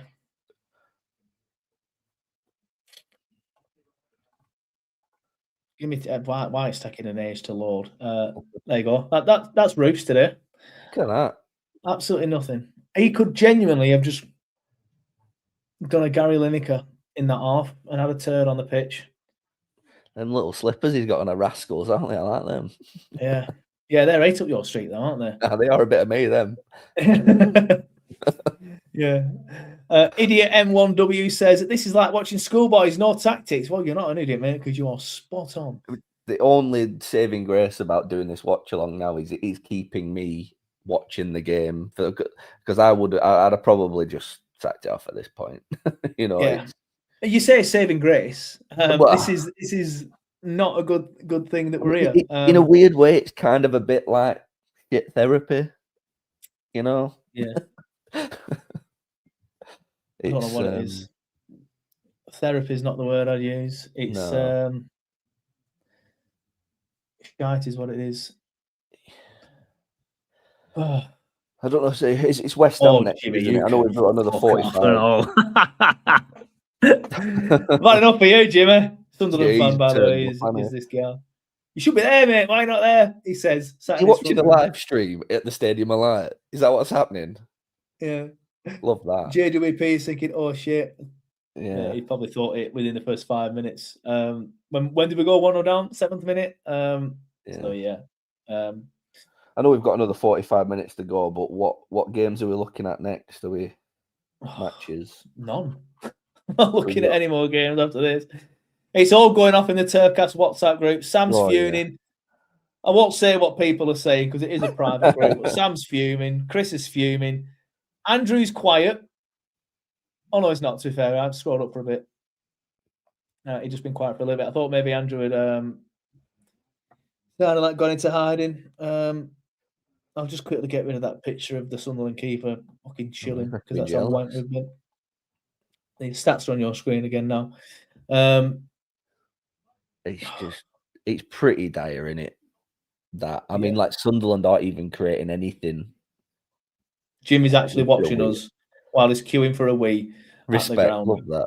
That's Jimmy, how shit the game is. He'd rather watch our live stream than the actual game that his team are winning in. Jimmy, please do not keep us in one hand and another thing in one hand after the queue is finished. Jack McCallum says, absolute shite again. Absolute shite tonight again, aye, mate. That's the one. Actually, having said that, Jack, Claret Ormerod has just reminded me 2 years ago on a Vincent Company, we were 2-0 down at half time.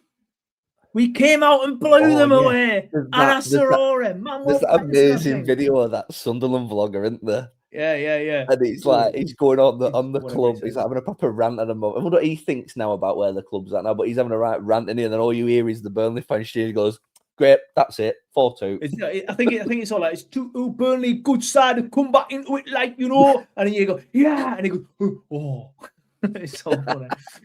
Brave watch along, lads. Yeah, we knew. Yeah. Yeah. I don't know why I do this. Every time I do Trying these, to make it a bit more entertaining. I think this is what like I say. I messaged you about doing it, saying I'm up for it. I think just wanted to do something different for the game for a change and like try and just have something else to do rather than just absorb the shit that you watch. I think Andrew Turmo's having a stroke. He says, "Your eye, burr." You'll get there eventually, Andrew.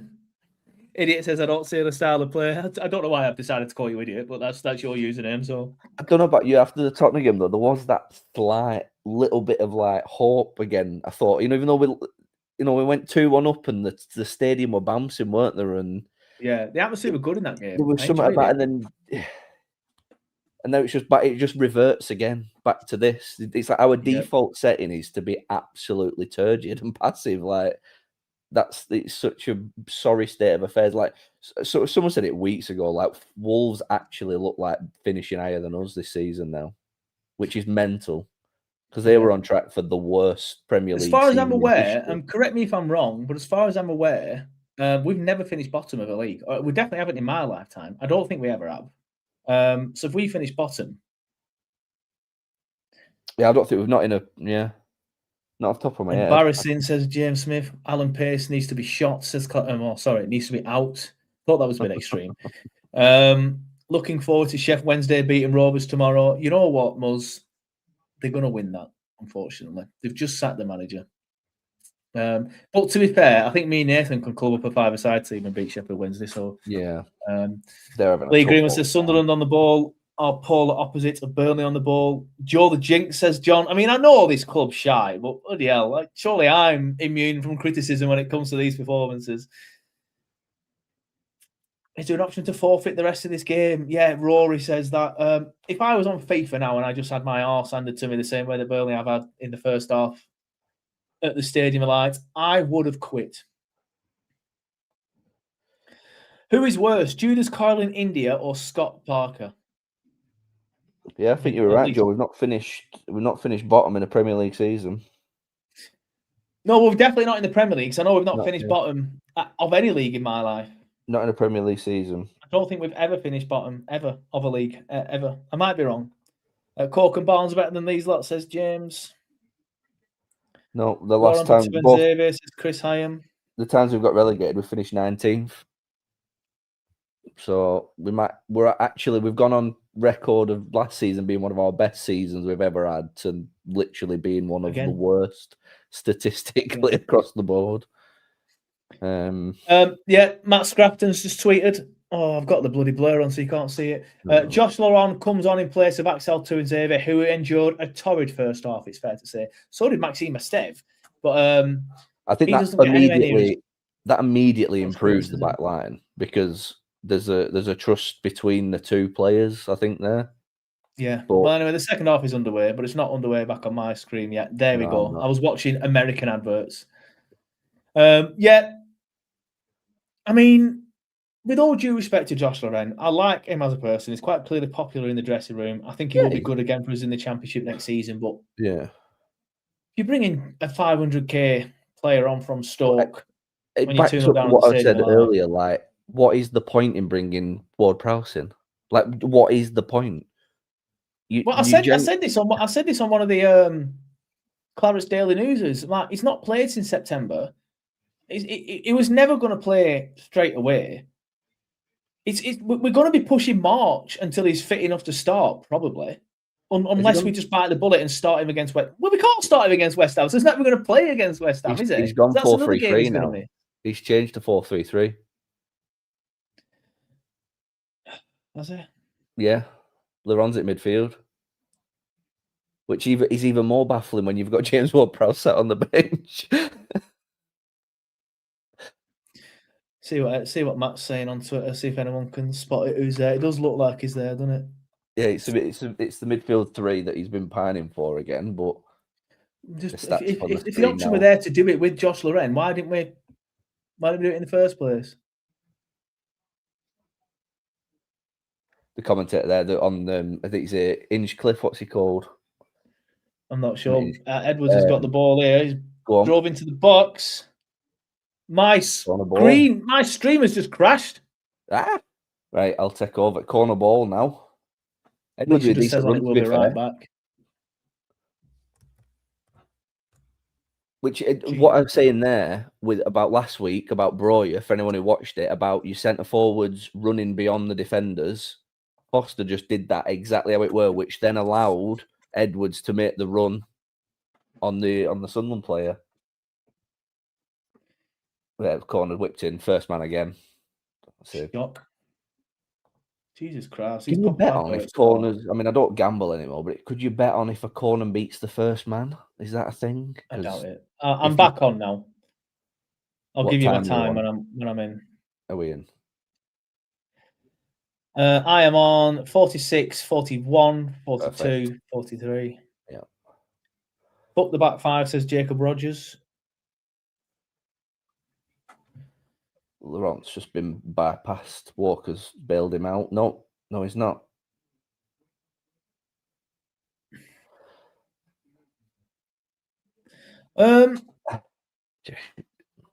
I am.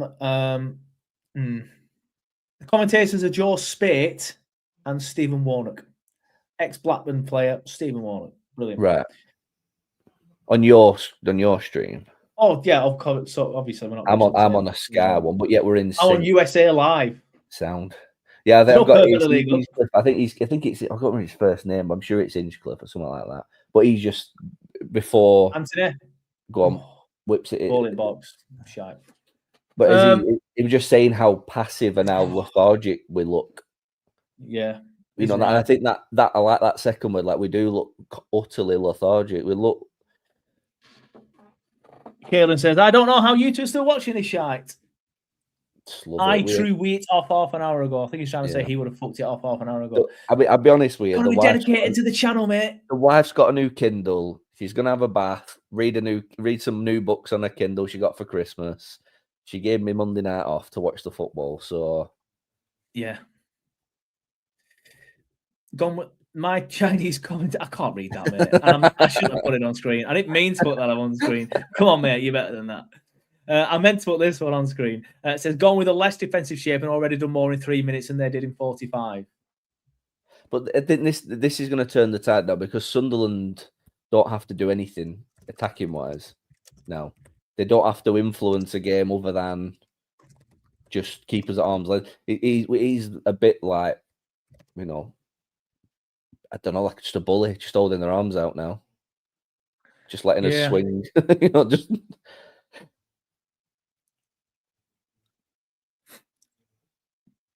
I mean, you have to sort of applaud I don't know how many he's travelled up to Sunderland. Was it a sellout? Oh, I doubt it. I mean, I've done Sunderland many times. I even lived there for a year, as I've said before on the podcast plenty of times. But going up there when we're in this form on a Monday night, the worst thing about Sunderland is that drive back. Is it the A?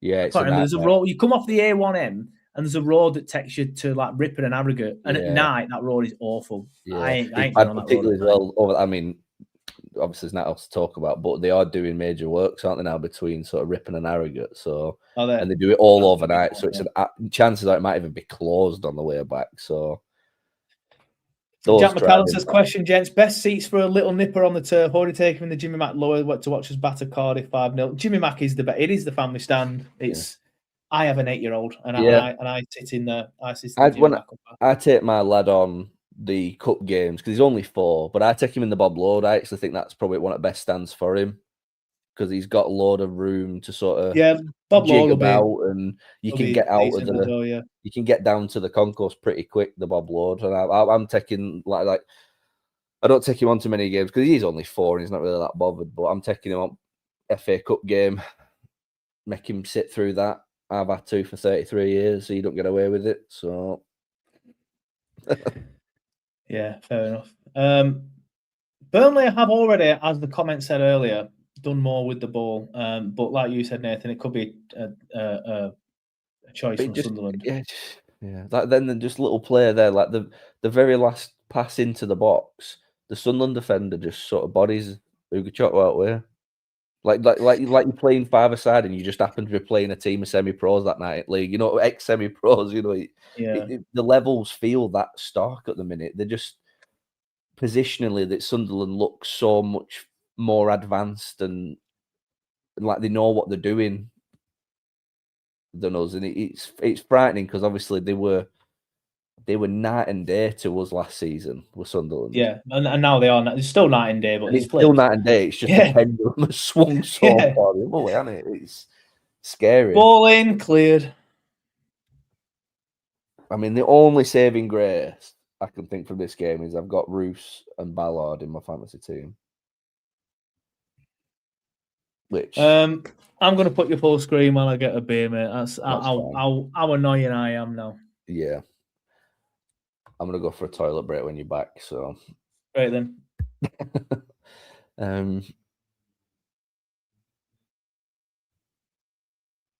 Yeah, it just feels very flat-footed. Like I said, no, Joe's gone for a beer, but again, every last ball, he's just weak. Every final ball, every final pass, he's just weak and sort of like, no, he's done quite well there. He's won ball back. There's Laurent. Oh, no, it wasn't Laurent, it was Pires. But again, we do this thing quite a lot where we'd sort of get to the edge of the final third and then we sort of mark each other out of the game. We're sort of standing too close to each other and Anthony gets it wide here, whips something in and just cleared away again.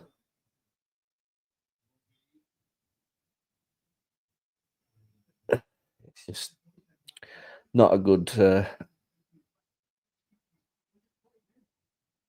Laurent gives a simple foul away where defender's facing his own goal. I didn't need to do that. I can see your comments coming in. I can't put them on screen. Joe's got control of that. But Jack, you've said there, players look disinterested. It feels like that. It don't. I think they look lethargic more than anything. I think they do. Like it's probably the same thing. In it, disinterested, look lethargic, but. Are they putting an effort in for Parker? I don't think they are. If I'm being honest, I don't think they are. I think that faith has dwindled game by game. I was just talking about that comment there. Players looking disinterested. Yeah, no, I probably agree. I don't think they are disinterested. I think disinterested is a harsh word, but I just think ultimately they're not good enough, and I think the system makes them look disinterested.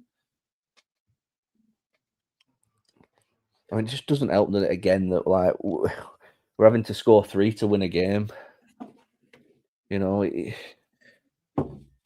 from a team that was so defensively, you know, that they were so passionate about defending I think in a physically tougher league that's all over. You know, quality wise is not there in the Championship, but the physicality of it is there, and yet we were so passionate. Well, I've said it before. I've answered my own question. We just ripped the squad up again. You know, we put these faith in these players to go on these amazing Championship dominating seasons, and then we reward them players by saying, "Off you pop, lads."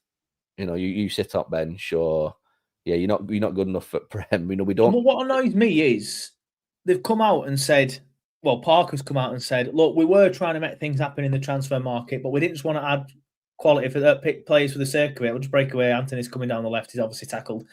And he said, there's no one out there that could improve the squad.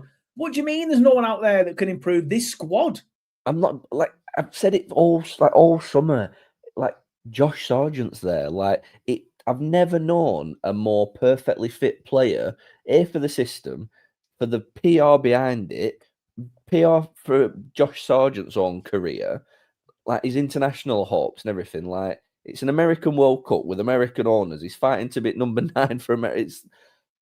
And we just have acted on, and then we spent that exact same money on Broja. Yeah, you know, Broja was. It's just a bizarre one. And I've never got it from minute one. I've not even given him a minute of my time to sort of go, no, he's doing this. He's absolutely bobbins, is the lad.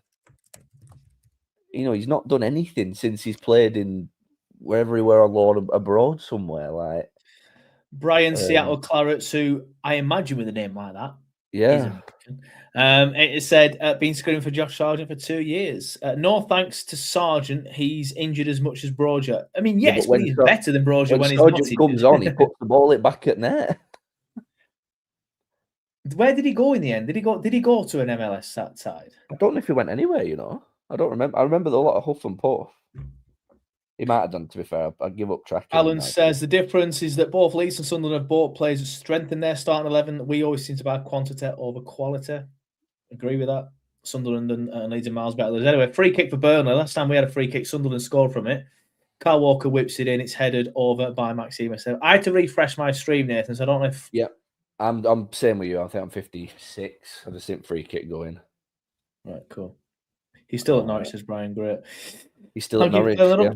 That's what I mean. He was sat there in the whole football league at free kicks. We have James Ward-Prowse on the bench. If Ward-Prowse doesn't make an appearance in this game, I think it just epitomises, one, the recruitment, and two, the management of players. How it's fundamentally like so wrong.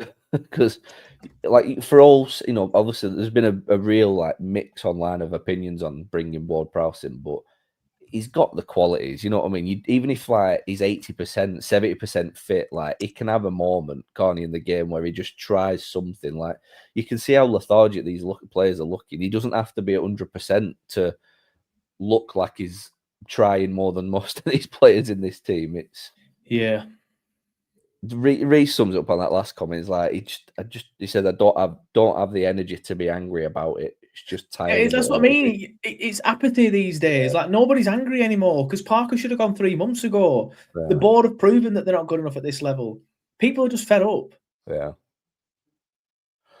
And then they're going to increase the season ticket prices in the next couple of weeks as well. And yeah, it's just a joke. There's nothing good going on at the minute. I think Sunderland just put a worse set piece in than we've done all game. So don't know about that because they scored from one of ours. Let's be fair, it'd be the first man. Like I can honestly see us doing a right old job on this and getting beat off Mansfield at Cup as well, just to top everything off. Like just to properly send everything over the edge, you know. Thing is, we did relatively well in the FA Cup. Well, I say relatively well. We got to the 5th round where we absolutely fucked it. So even if we do beat Mansfield, which let's have it right, with all due respect, we should beat Mansfield. So that'll be nothing to write home about. I've still got no confidence whatsoever that Parker and everyone else ain't going to just piss it up the wall. Like that squad we put out at Preston, of all places, Preston. But it's a catch-22. Like you put your best team out. By the looks of this, our team looks knackered. So I don't actually trust this best team of ours to go out against Mansfield. I actually would prefer to probably start that game with Ashley Barnes up top, you know. Yeah, but Ashley Barnes didn't go to Huddersfield because he wanted to fight for his place. So he feels there's still a chance. Wow. It's probably because he's watching Broja and Foster every week thinking, yeah. I would genuinely rather have Ashley Barnes up here at this point now. I would genuinely rather have that because you know you're going to get a bit of fight, a bit of sweat on the shirt, and you know he cares as well. That's the thing. You can put your hat on him that he cares. Yeah. I am still here. Give me a sec. It's, you know, granted he's probably not granted. He is well past it at this level, but at least he can fight for it. Like I said earlier on in the stream, it was like, the one thing we had going for us back, you know, a couple of years ago was no matter how bad that team was, they would fight for everything, wouldn't they? And, you know, this I just don't. Barnes might be our only hope. My stream keeps flickering now. I'm not sure if that's a blessing or not. It's just come back on full volume. Jesus. Nobody needs that. Nobody needs Stephen Warren at the edge of the box there and puts it straight over the bar for Sunderland. I don't know who it were there. Snazzy little haircut, though.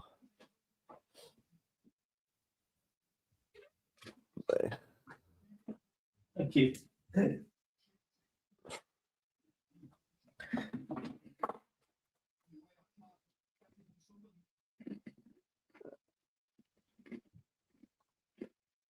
anyone I can't hear any of the Burnley fans on my stream. Are we singing about Sam Vokes again, or Dean Marney, or? I don't know why people were whinging about that. Well, I say people, that one person who then deleted the tweet. Yes, Breuer and Fleming, get in. Well, my stream has gone absolutely wank.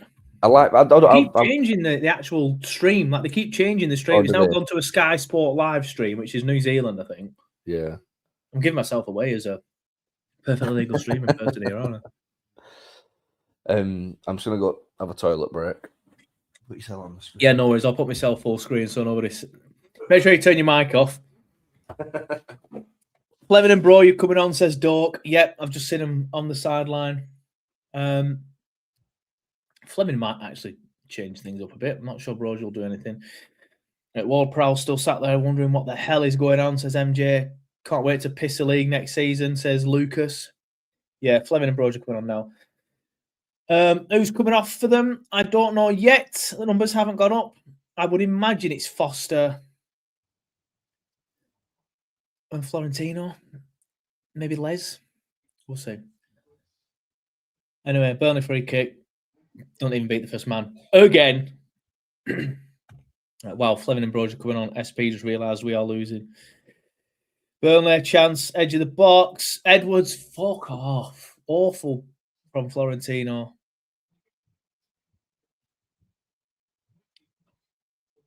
Now Sunderland are attacking. Steve's been bullied again. Robbie just shoulders him off the ball. Oh, they actually had a decent chance then. Foster and Florentino, says Muzz, who's ruining it for us because he's ahead of everybody. So everybody say, stop it, Muzz, in the chat. In fact, I don't necessarily mind it when you tell me the subs. It's just when you tell me the scores.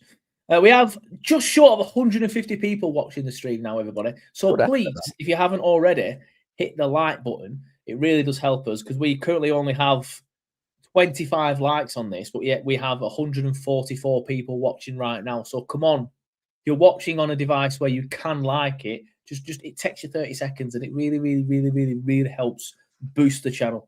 If you really want to support the channel, send a super chat. But no, if you can't do that, then just like it. Sorry, says Mose. I'm only joking, mate. Cracking save, says Alan. What save? Have you just done it now, Alan? Have you just done it now? Leo's messaging me. I don't know if he's still watching. He's probably whinging. Stopped watching at 40 minutes, just following it briefly online and watching on telly instead, he says. Burnley's quality in the final third. Oh, listen to this from Sky Sports, right? Sunderland 2, Burnley 0. Burnley's quality in the final third is laughingly bad. Walker sends in another awful set piece before Edwards then plays Anthony short with a pass. It wasn't Anthony played short with a pass, it was Florentino, but still, that is damning from Sky Sports. Yeah. Absolutely damning. We just got away with one then as well. From That's the cracking save that Alan was on about. Yeah. But what minute are you on now? I'm on 63, 51, I'm 2, 3. 64:07. So yeah, well ahead. Slightly. But yeah, we got away with one there. We've just been cut apart. And it's a good save from Dubravka, that. See, really. That's what you do. That's what you do. You beg for likes, you get them. You beg for likes and you get them. It's actually a great save. That goes through Walker's legs, takes a tiny little deflection, and he does well there from Dubravka. But that's what happens in it. Sunderland are just sitting back doing now, and then when they fancy it, just have a mooch forward and have a try. It is quite damning. Well. It is literally a training game. Yeah. What's the WhatsApp group saying? Which one? But they're all fuming. Chris has deleted the message, so it was something very offensive if Chris deleted it. Either that or he sent his cock to the group again.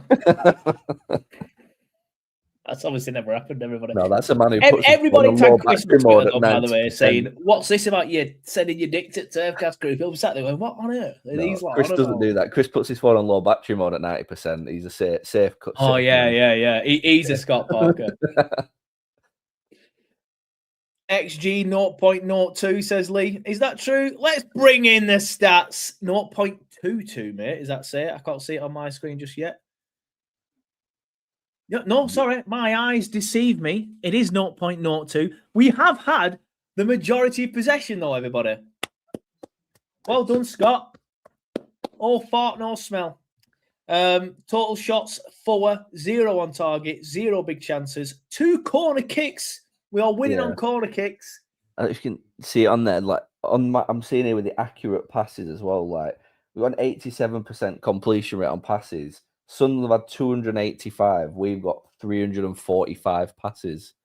Like just letting us have the ball, aren't they? Oh, Dubravka's having a bit of a scrap with someone now.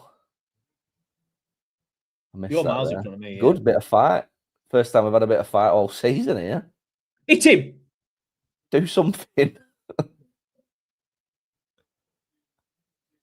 Hold on a second. I'm sorry. There's 3 of our lads round in there. Not one of them got him away.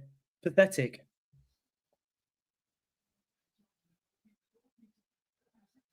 Send the Sunderland player off. Make it fair. Send Sunderland player off. Make it fair. Dubravka's been booked as well. I'll refresh this. What's he done? Has he just gone in for? Oh, there's nothing in that whatsoever. I don't even know what Dubravka's moaning about there. That's really odd, that, to be fair. I have no idea why.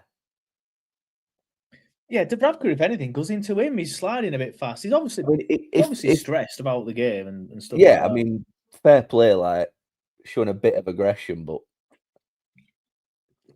maybe he's had a bit of shit behind goal as well, and he's bound to, isn't he? Yeah. Tuna on, Edwards off. Yeah, that's not happened yet, but I can see it's not happened on my stream, but the club have tweeted it.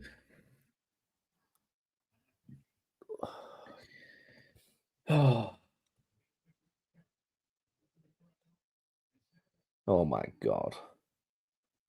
They're just. I mean, the Sunderland fans are getting a bit excited there with that pressing, but that was it was one man pressing. And it just made Steve hit it against him and put it out for a throw in it. Like we're getting out pressed by a one man press. It's so bad. It is. There you go. Tuna's coming on my stream now. But again, the whole Ward-Prowse thing, like surely he can offer a little bit of something different that we've not seen from any of our players. Just a bit of a final. You know, we've got. And if he's not fit enough, if Parker comes out and says, "Well, I didn't play him because he's not fit enough. He's not played since September," then why the fuck did you name him on the bench then? Yeah. I mean, it's all. I'm arguing with him there in a hypothetical situation that hasn't happened yet. But oh my God, how are we going from a goal kick to then them being on an attack? Well, we went from a free kick to them scoring, so they're gonna get another here. It's coming. If this game stays 2-0, I'll be astonished, and it'll be more of an indictment on Sunderland taking the foot off, or trying to take the piss and it not working.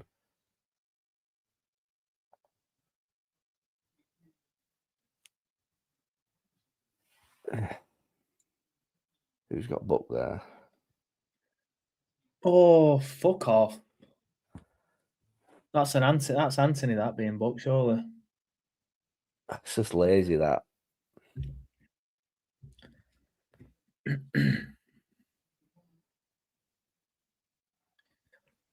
Let's have a look. Yeah, it's just a yellow and it's just a lazy leg. It's like a half-assed attempt at Anthony's had 4 yellow cards this season. Jack McCallum says, if a Burnley player scores, I'll pay the squad number of a goal scorer as a super chat. Right then, hold on. Let's have a look at the. Oh, we've just got rid of Burnell as well, haven't we? What were he about? 60 or something. Best I could hope for is Lucas Perez, 23 quid. He ain't going to score, is it? Jack's definitely looked through squad numbers first before typing that, hasn't he? Well, hold on. Ward-Prowse is 20. Stick him on. Hannibal's. Hold on. Loren. He's 29. 29. Has he got off? Oh, sorry. Yeah. Right. Loren's on. He's 29. Fleming is 19. We need get Hannibal on 28.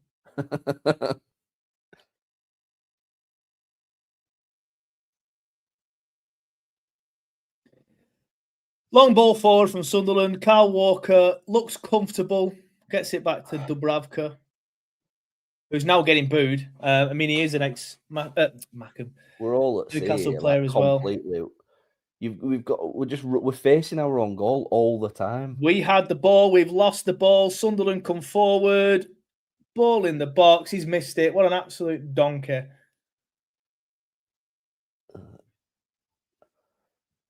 Oh, Building again, though. Sorry. I mean, the chat have ruined it for me, so I know what's coming. But here we go. It's a lovely strike. I'll give him. I'm sorry, but I know Parker. It's not all of Parker's fault, but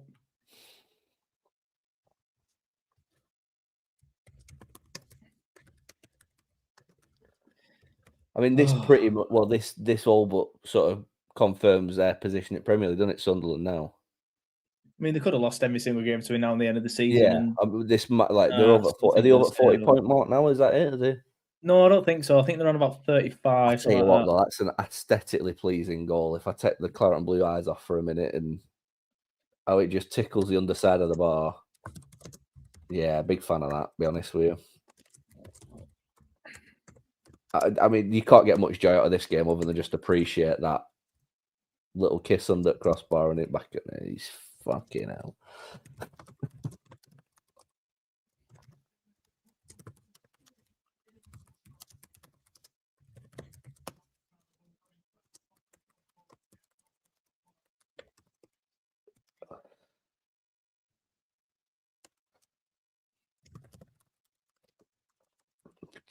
I mean, do we want a Twitter Clarets update? Should we see what the vibes are? I think we can guess what the vibes are.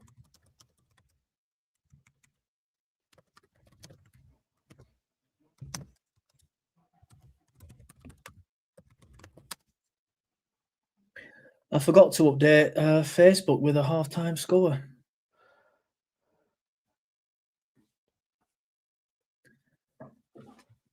Richard says, a lot's talking about Dubravka having some fight. It was stupid. Yeah. There was nothing in it. He didn't leave his foot in it. Parker, do us all a favour and resign. Can't argue with that strike. Smashed it. I effing hate this poo club. F off, Parker out. 2 players standing in, inviting the shot. Yeah. And my dad's just text me, if he doesn't walk after this, then they really are taking a piss. This is worse than Brighton. Dad, you are spot on, mate.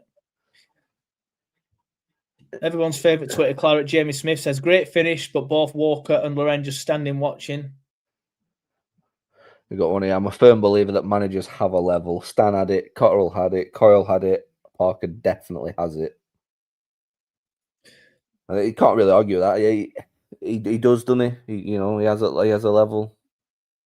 Oh yeah, Parker's well out of his depth, and I just realised I've left that comment on screen as well for so long. You apparently Burnley Ways just tweeted you're getting sacked in the morning coming from the away end. Believe it or not, I don't go on games. Mind you, he lives up there, so he might be on this one.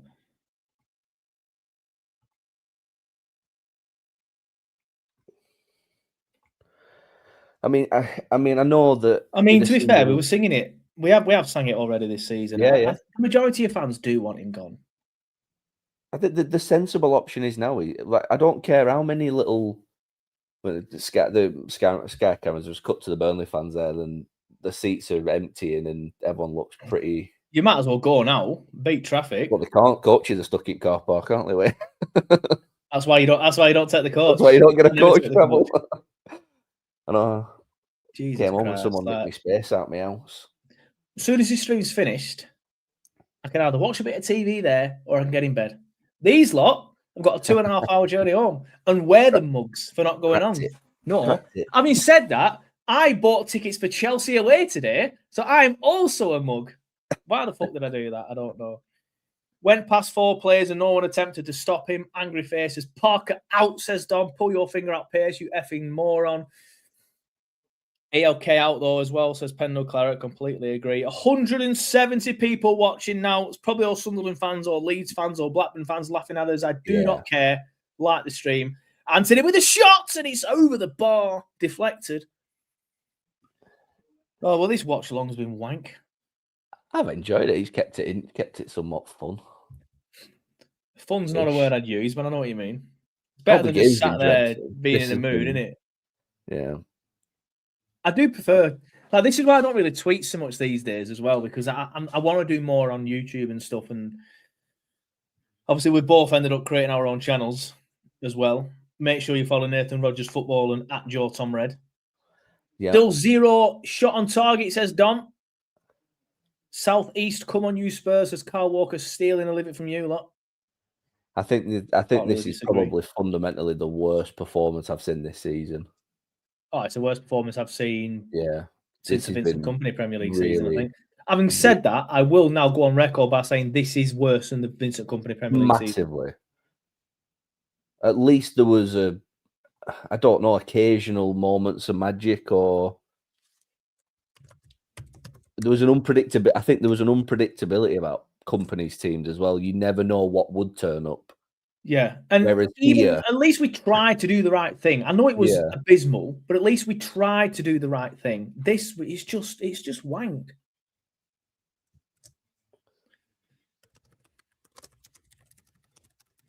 I mean, he's not going to get sacked. I know he's not, but No, of course he's not. This has to be his last game. You get sacked for less on Football Manager.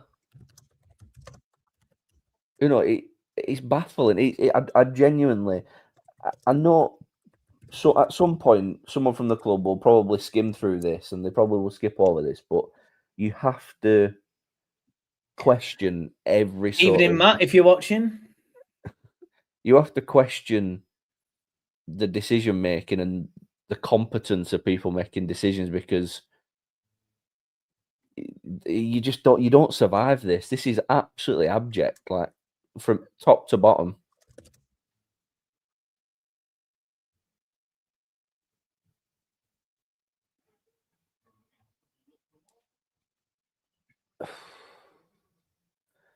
We just get beat at every header as well, right?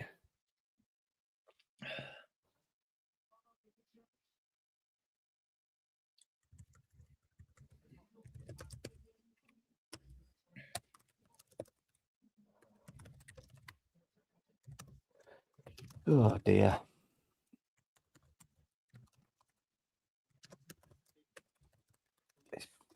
It's been a pretty.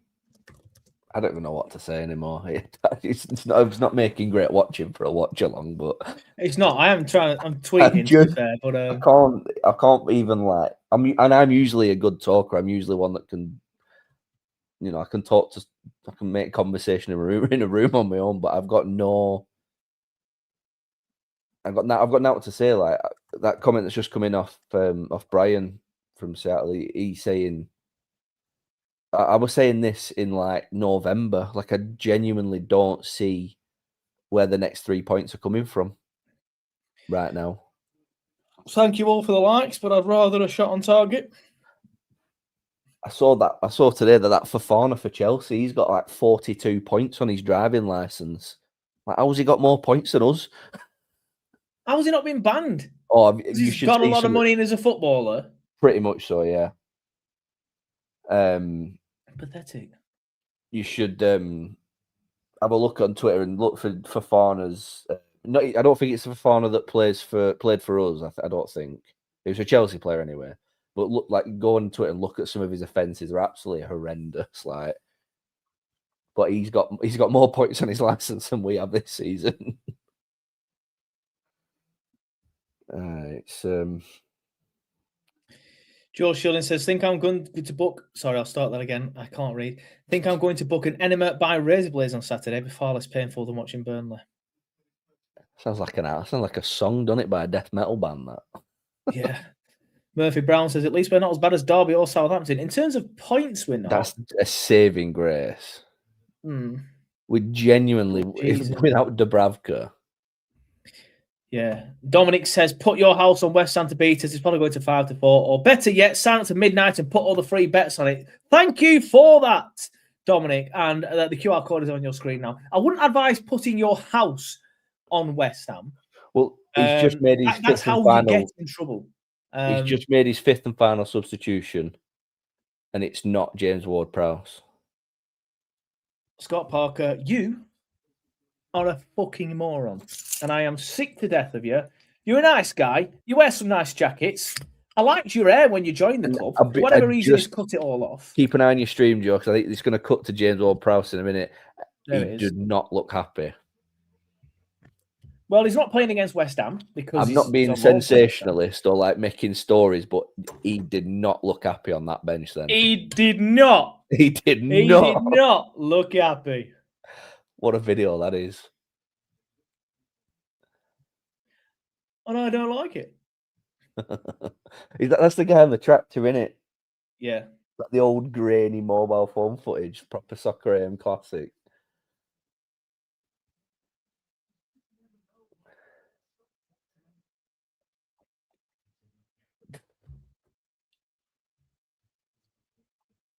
Oh, it's 11-point gap. Sorry, not 10. To be fair, I thought it was 10 as well. It's 11, yeah. Forest are on 20. Yeah, Forest did draw at the weekend, didn't they? Yeah, that's how much I've given up. Yeah, that's a... So you're asking a 21 point. It's done. We're over. It's gone. We're absolutely shy. And there's absolutely no coming back. Well, yeah, 12 with a goal difference.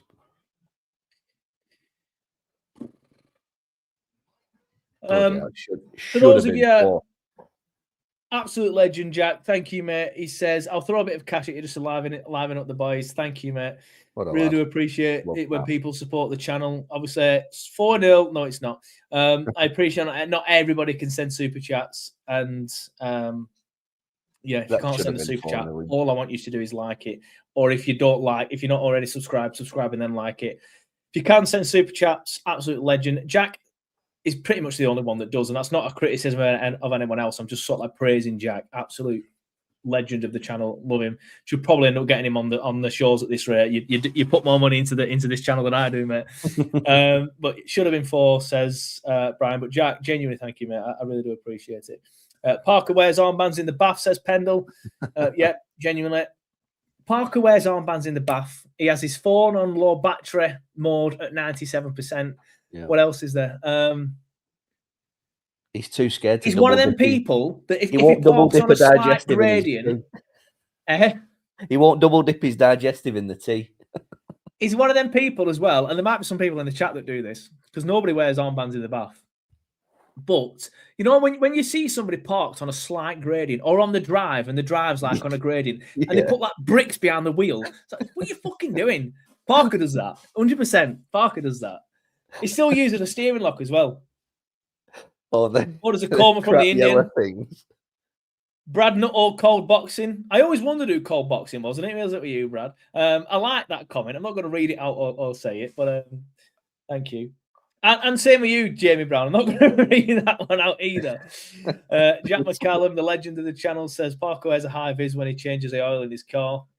Yeah, Parker's one of them. When he breaks down at motorway, he's got one of them triangles as well behind the car.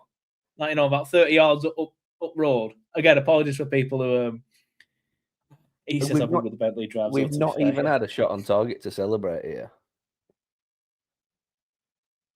Like, I thought there was one going to come in then. Hey, here's a shot on. No, it's not. No. But we're going to do it then. Is that what you're on about? Yeah. I was just about to like celebrate a shot on target, but we can't even do that. Just so everyone knows who's watching the stream, we're just short of 200 now. If you are watching the stream, make sure you like it as well. Super chats are obviously appreciated and everything will get put on screen if you do send a super chat in. However, me and Nathan are going to stay on for around 30 minutes after the show to try and talk about it, basically. Because we're not going to get a chance to sit down and do a full-time show. So the plan is to do the full-time show pretty much bang on full-time. And then I'll clip it up, put it out as a podcast and upload it as well as a separate video. I might actually just put it in the group chat as well, see if anyone wants to come and join us.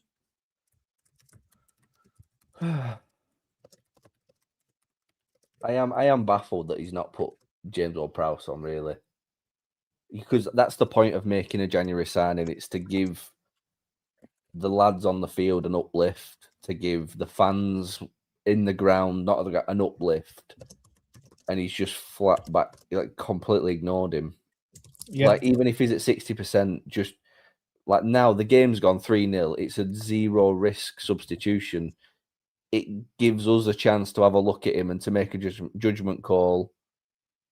And it gives him a chance to go, just to show what he's got and give a bit of fight and do something. But he's just not even granted him the chance to do that, which again is just completely inept management, I think. Yeah. Yeah, Martin says, and this is why I sometimes do the watch-alongs. I know I don't do them often, but when I do, I do it for other people, because Martin says, at least I'm not by myself suffering through this. Greetings from Austria. Yeah, some people do just sit on and suffer with us, and I think it genuinely helps some people. Like, fair play. If you're here for that reason, I don't know. I have never been one to sit down and watch a Burnley watch-along. Like, I couldn't do it. Say if any other channels did it, I wouldn't bother watching it. I will sometimes watch Goldbridge because he's the goat of this sort of thing. Like, and he's hilarious to watch. But I've never really understood the appeal when it's your own team myself. But I'm so happy that other people are here doing it. And I think it's because, you like us. As Not Your Peyton says, I'm glad we are suffering together. Yeah. Not your Andy Peyton. Well, that's why I texted you about doing this. It was like, let's do something different than just like, because I would have sat here and I'd have probably spent 80% of the game on my phone, glancing up at the telly, going, like I wouldn't have. So like, let's do something different. Try and let's suffer together. Yeah. Clarets man 1882 says this is like a self-help group. Exactly that. West Canada Clarets. It's the opposite of a self-help group. It's like this mass punishment group. Canadian dollars, 20 Canadian dollars have just come my way. There's no comment there, but I'm still going to put it on screen. Absolute legend. Thank you, West Canadian Clarets. I really do appreciate it. Like I said, if you do want to send a super chat in, feel free. Your comment will be put up on screen. We will discuss it if you put in a super chat, and that includes sort of like the full-time show afterwards. But we really do appreciate people sending in the support. So thank you for that. I really do appreciate it. Danny Delaney says, absolute joke. There's no fight in this team at all. Paul Walker, holding no relation to Kyle. Don't turn that. What does he say? You are what? You are a shithouse son. Yeah. It's a little meme of Parker in Dash in Heaven, even though he's not dead. And he says, how am I doing, son? And you're a shithouse, son. Lee Harvey Oswald, I hope it's not actually him, says, sack Parker and put Jack Cork in for the rest of the season. Clarett Belami says, if Parker's in charge in the summer, I will not be renewing my season ticket. The only problem is, mate, you will need to renew your season ticket long before that decision is made. Yes. Or you'll lose your seat. You'll miss the early bird discount or whatever fucking bollocks they come up with. There is. I know Twitter isn't a great sounding board, but you sort of seen a lot of level-headed people on there that do tend to be quite calm. Yourself, for example. Yeah. But there's a lot of people now not getting behind what Parker's doing. Well, hold on. What about Parker's card? If Parker's card is given up, then we might as well all give up now. And Andrew. I think Andrew's given up. I mean, that's the biggest one of all, seeing Andrew. If Andrews can't be positive about it, then yeah, the comments are just all the same. I've not really seen this sort of reaction en masse before. Tonight feels different. Probably. Yeah, it's just not great.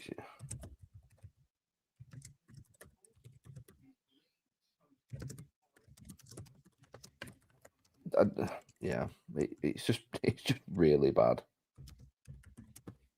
Let's say the season ticket debate, people coming in with it and like they're going to be making changes to it, or there's going to be a price increase. I know a lot of people rely on being able to spread the cost of the ticket because it's a big chunk of change for people out there, and they're going to be putting a price charge on the direct debit as well for people.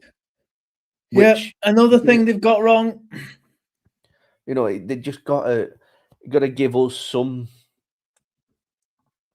something to. I've said it before and I'll say it again. I just don't think they get it. I just don't think they understand football. I don't think they understand British culture and sort of like the micro culture within Burnley. And I think I don't care whether his granddad was stationed in fucking Lancashire in 1923 or what. They don't get it. No, they just do not get it. And again, I said before, they didn't want to buy us first time round. They wanted to buy Sheffield United. This whole story that Alan Pace come out with it might be true or not or whatever, but it doesn't mean anything. But we've gone through.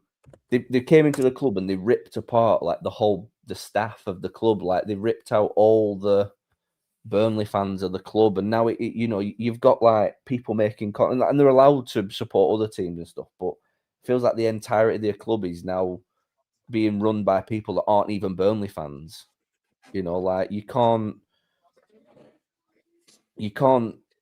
I don't think you can build anything on that foundation of. No, I agree.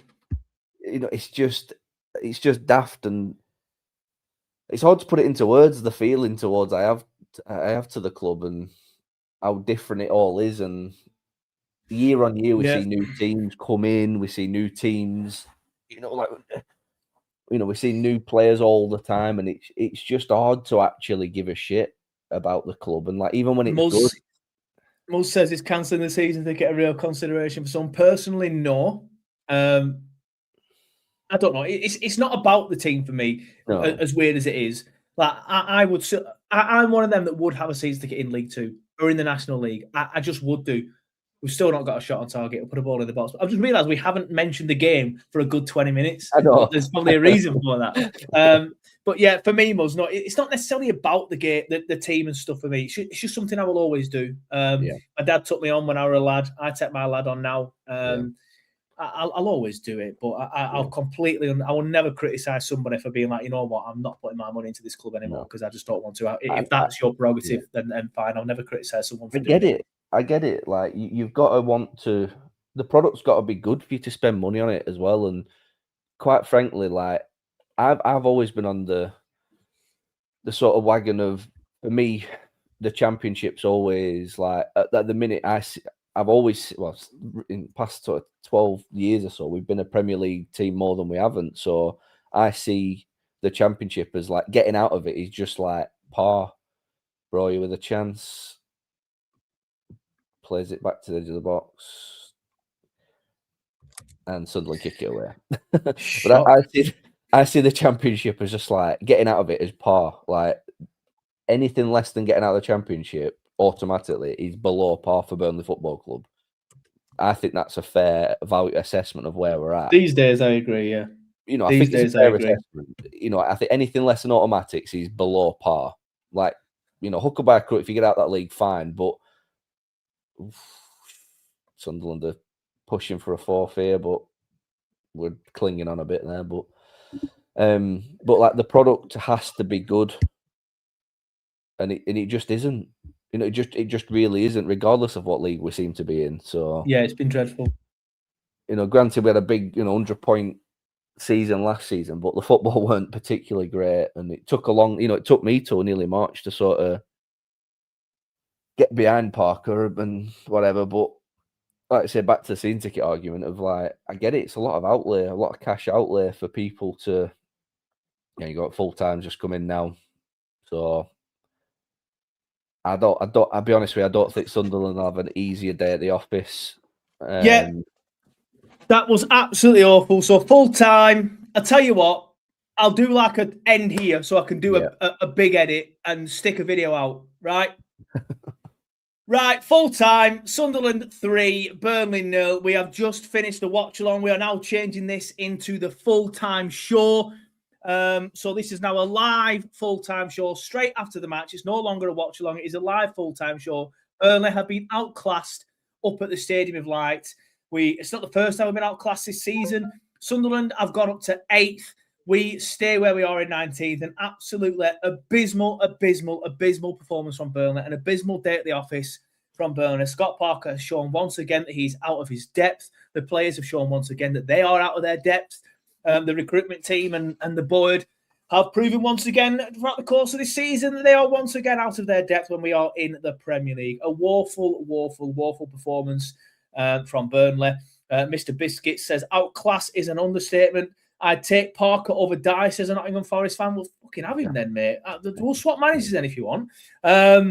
Full-time show will be made. This is a full-time show, Muzz. This is now the full-time show. I didn't watch along. What was the score? Burnley won 4-1. Burnley won 4-1. There you go, mate. No, obviously they got dicked 4-0. Sorry, 3-0. I'm making it worse than what it is. But we were awful, Robbo, to be fair. But yeah, that was awful. Let me know in the comments now what you thought of the game. Nathan, your thoughts on that performance, please, mate. It's just it just lacked all energy, lacked all I don't know. It just lacked everything. It lacked everything we needed to put up any sort of fight in that game. There were no cohesion with the players. We looked like we were gonna pretty much every time Sunderland wandered forward, they didn't even have to really try too much. They looked like they were going to sort of score, and it's just another flat performance yet again. Yeah, I mean, it's got to end. It's got to end. He needs to go tonight, but I'm fully prepared to sit here and admit that he's not the problem. I may repeat some things I've already said on the watch along because, as I've said earlier, I will be clipping this up and putting this out as a full-time show, as a podcast. I'm fully prepared to admit that Scott Parker isn't the full problem. It's not just on Scott Parker, is this. He's been let down by the board. He's been let down by the recruitment team. I feel like a lot of the players on the pitch aren't good enough for finishing 17th in the Premier League, but I do feel like they are better than this. And I feel like it's another case where Scott Parker set up far too cautious. He started with 5 at the back, then he changed it at half-time, which tells me he knows that his own system isn't good enough. He knows that his own system, which he has stuck by week in, week out for whatever reason, isn't good enough. Ultimately, outclassed, out of his depth, out of the Premier League. Yeah. I mean, it's like I say, it's not solely his doing. You know, there's a lot of elements into it all, but the buck stops with him. I'm afraid, like you can't sack all your players, you can't, get rid of your owners overnight. But you've got to you've got to do something. Like your ship's sinking, like your captain sank.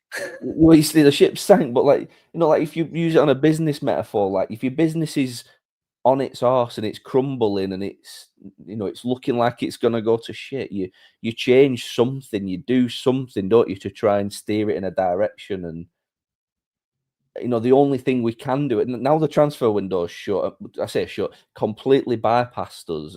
We've completely neglected the transfer window because Parker's even said himself that there's nobody we could have brought in that improves it. That's that. That was my next thing. Who were we looking at? The recruitment team, the board, Parker, have all looked at that squad and looked at the players that are available in our sort of like price range, if you will, or the players that we were looking at and gone, nobody improves that squad. Genuinely, mate, you'd improve that squad. That's how poor we were tonight. It's like Mike Bassett. Like, we're looking at fucking Tony Benson and Mark Edges. Like who we're looking at realistically. Like, fair enough, a lot of players might not want to come to a relegation fight, but surely we can go and get, I don't know, one of City's cast-offs that wants some game time at Premier League, or we can go and do some business, go and try and get some Championship player on, just something, just do a bit of something. The one player we did bring in, we take him all the way up to Sunderland on a Monday night and make him sit there at freezing cold. What was the point? And now we can't play against West Ham because, of course, he is on loan from West Ham, so he won't be playing against West Ham. Yeah. What would 10 minutes when we're 3-0 down done tonight? That was a good Couldn't have done any harm. And if he isn't fit enough to play, then don't name him on the bench. Name somebody else on the bench. Name a youngster on the bench. If he's not fit enough to play. To me, that, again, it goes back to the conversation we were having earlier about Parker being, like, scared. And it felt to me that Parker was scared to put Ward-Prowse in and it backfire. You know what I mean? It just stinks. It completely stinks. It's just, whole thing just stinks. This is the worst it's been today. And for for us to not see. I'm on mute. This is easily the worst performance of the season, easily, and it's not even close. Brighton was bad, but this is 50 times worse. The James Ward-Prowse thing, just a specific one thing just to talk about, because that's probably the only thing we've got to really talk about in the game. A player that didn't actually play. He's like, it's a free hit. You start him in the game, you get a quick level of where he is. If the system, if it fails, is what it is. Like, we've been failing since October. Like, it don't matter. But at least you know he can come out of the side against West Ham. He can get some more fitness in there. He's got a little bit of that. You know, he scratched that itch of Premier League football. It might make him go away and fight a little bit better and whatever. But the fact that he's sat there and he's used every other player bar him just stinks of why the whole thing is inept and it all needs changing, top to bottom. Recruitment, coaching, management, players. We need another. This is the fourth. This will be the 5th year in a row where we're going to have to reset again. And that's what they want to do. That's the way they do it, and that's what annoys me. Like, we didn't need to reset the first time we got promoted. We didn't really need to reset. I don't think we did reset so much, to be fair, last summer. But the summer before, again, we did. And there's a stat here, and I'm going to read it out because I haven't seen it on Twitter. It's been texted to me, so I'm not 100% certain how true this is. But we got an XG of 0.06 in that game. Excuse me. Horrendous. And that is the lowest of the Premier League season so far. Burnley are on course for registering the lowest XG of the Premier League season. If they don't have another shot, it's 0.06, beating Tottenham's 0.07 against Arsenal earlier in the season. And we just want a quick let before we read some comments out as well. Give a massive shout out to Reese Nunn 9641. He says, beyond pathetic. Thanks for the live stream. The only thing that made it bearable. You are welcome, mate. But yeah, Nathan, quick thoughts on Reese's comment. It's pretty spot on, isn't it? That was beyond pathetic. Yeah, it's not even. I don't even think the players are trying to hide it anymore. It doesn't look to me that doesn't look like a team that thinks they can stay up. Like, I'm not saying they're not trying. I'm not saying they've given up and down tools. But to me, the team looks defeated before it's even come out on the pitch. Like, yeah, but and again, I don't blame the lads for that. I think that's the way Parker sets them up. I've used this term before several times this season on full-time shows and fan reactions. But the setup is sit back and wait for the inevitable. Yeah. It's wait to get beaten. It's not let's see what we can try and do. It's we're going to lose this, so we might as well just sit back and keep the score respectable. That's what it feels like to me. It's over after 8 minutes tonight. Like, literally, like the hope. There wasn't even any hope really, but you at least want it to last 10 minutes. You know, at least like we can't even stay in a game for 8 minutes. You know, like all the effort that the lads have put in through the week training, all the effort the fucking catering staff have got all the food ready for the lads to go up to the North East. All the fans have left work early to get up to Sunderland, and they can't even give us 8 minutes. You know what I mean? It's not acceptable on any level, no. and it's not. And we can't tomorrow wake up and go, right, sack all the players. You can't do it. But you know, we're going to sound like a broken record. But he has to go tonight. You know, has to be. He's got to go. But I agree. I just watched at the end of the game, you know, when they show the play, like they cut away to all the players sort of milling around, hugging each other and shaking hands or whatever. Parker's mooching around, like shaking hands with all players, shaking hands with his own men. He does not look concerned one bit that he might lose his job at morning. Because he has said before that he gets more support at this club than he ever has of any owner. Just want to quickly break away and give a massive shout out to Ewan Connor. There's no comment there, but he has sent a £10 super chat as well. So again, massively appreciate all of the support that people are sending into the channel. The super chats are flying in. It's the most I've ever had. So absolutely do appreciate that, Nathan. This was a great shout by you to do a watch along. I might just stop going on and do watch along. No, I won't. Big shot at M&S this week, Joe. Big shot at M&S. Yeah. Problem is, I don't ever see it. I don't know where it goes. I'm sure you two do send it at some point, but it always seems to be similar. But yeah, anyway, honestly, shout out, thank you. If you do want to support the channel, you can by sending super chats. But if you can't, I understand it. At times are difficult. Just like the stream because that really, really, really does help. But anyway, we'll have a look at some of the comments that are flying in. Not your Randy Payton says against Spurs we look better second half, and then we go and park the bus. ?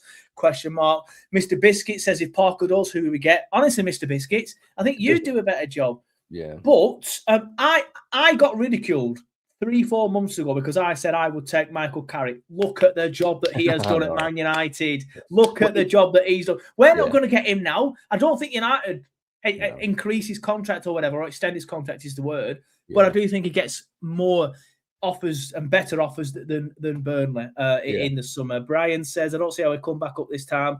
Another rebuild. It can't work every time. No, we can't work every time. There's a comment there coming. I think Martin Stevens put it in, and it's like any ownership out that's worth the salt has a pride about it. They're like 16. We've not won since October. Like, this is mental. Like, tonight's the night where Parker doesn't come back out of that dressing room. February.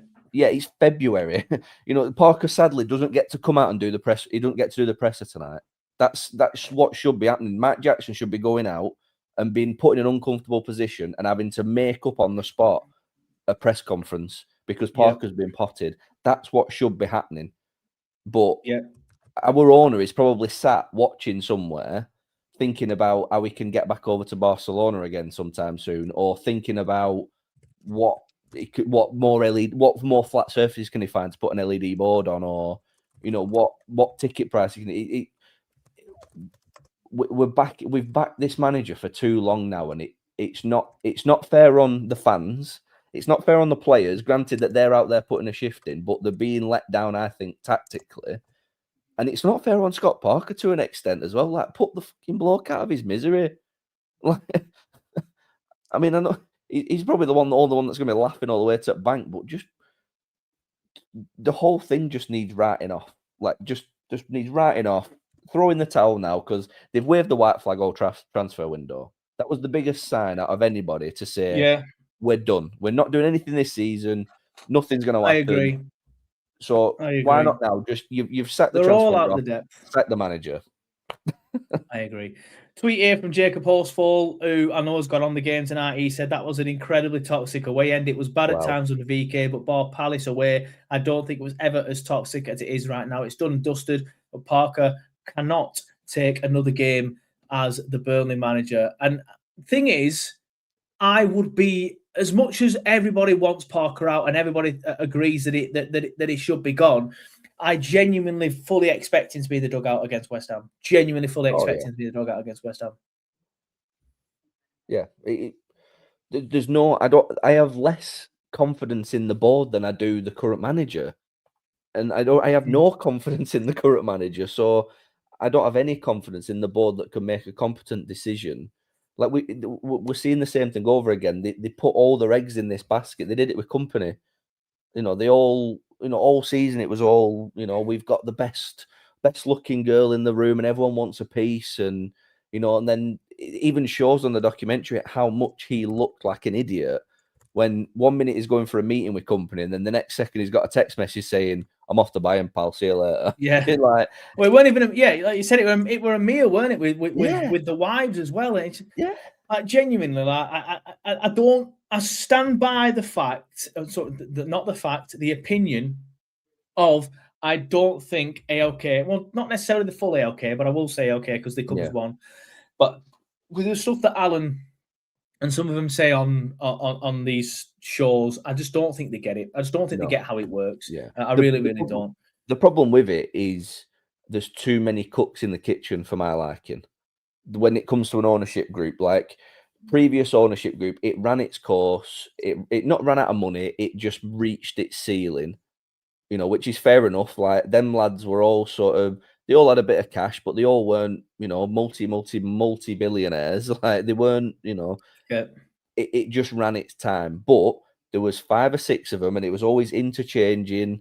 One would come in, one would go out, and it was always a tight-knit group. When decisions were made, they were made effectively and quickly. Whereas here, we've got this Malcolm Jenkins I don't know if he's still about this, that other NFL. Was he a basketball player? He is.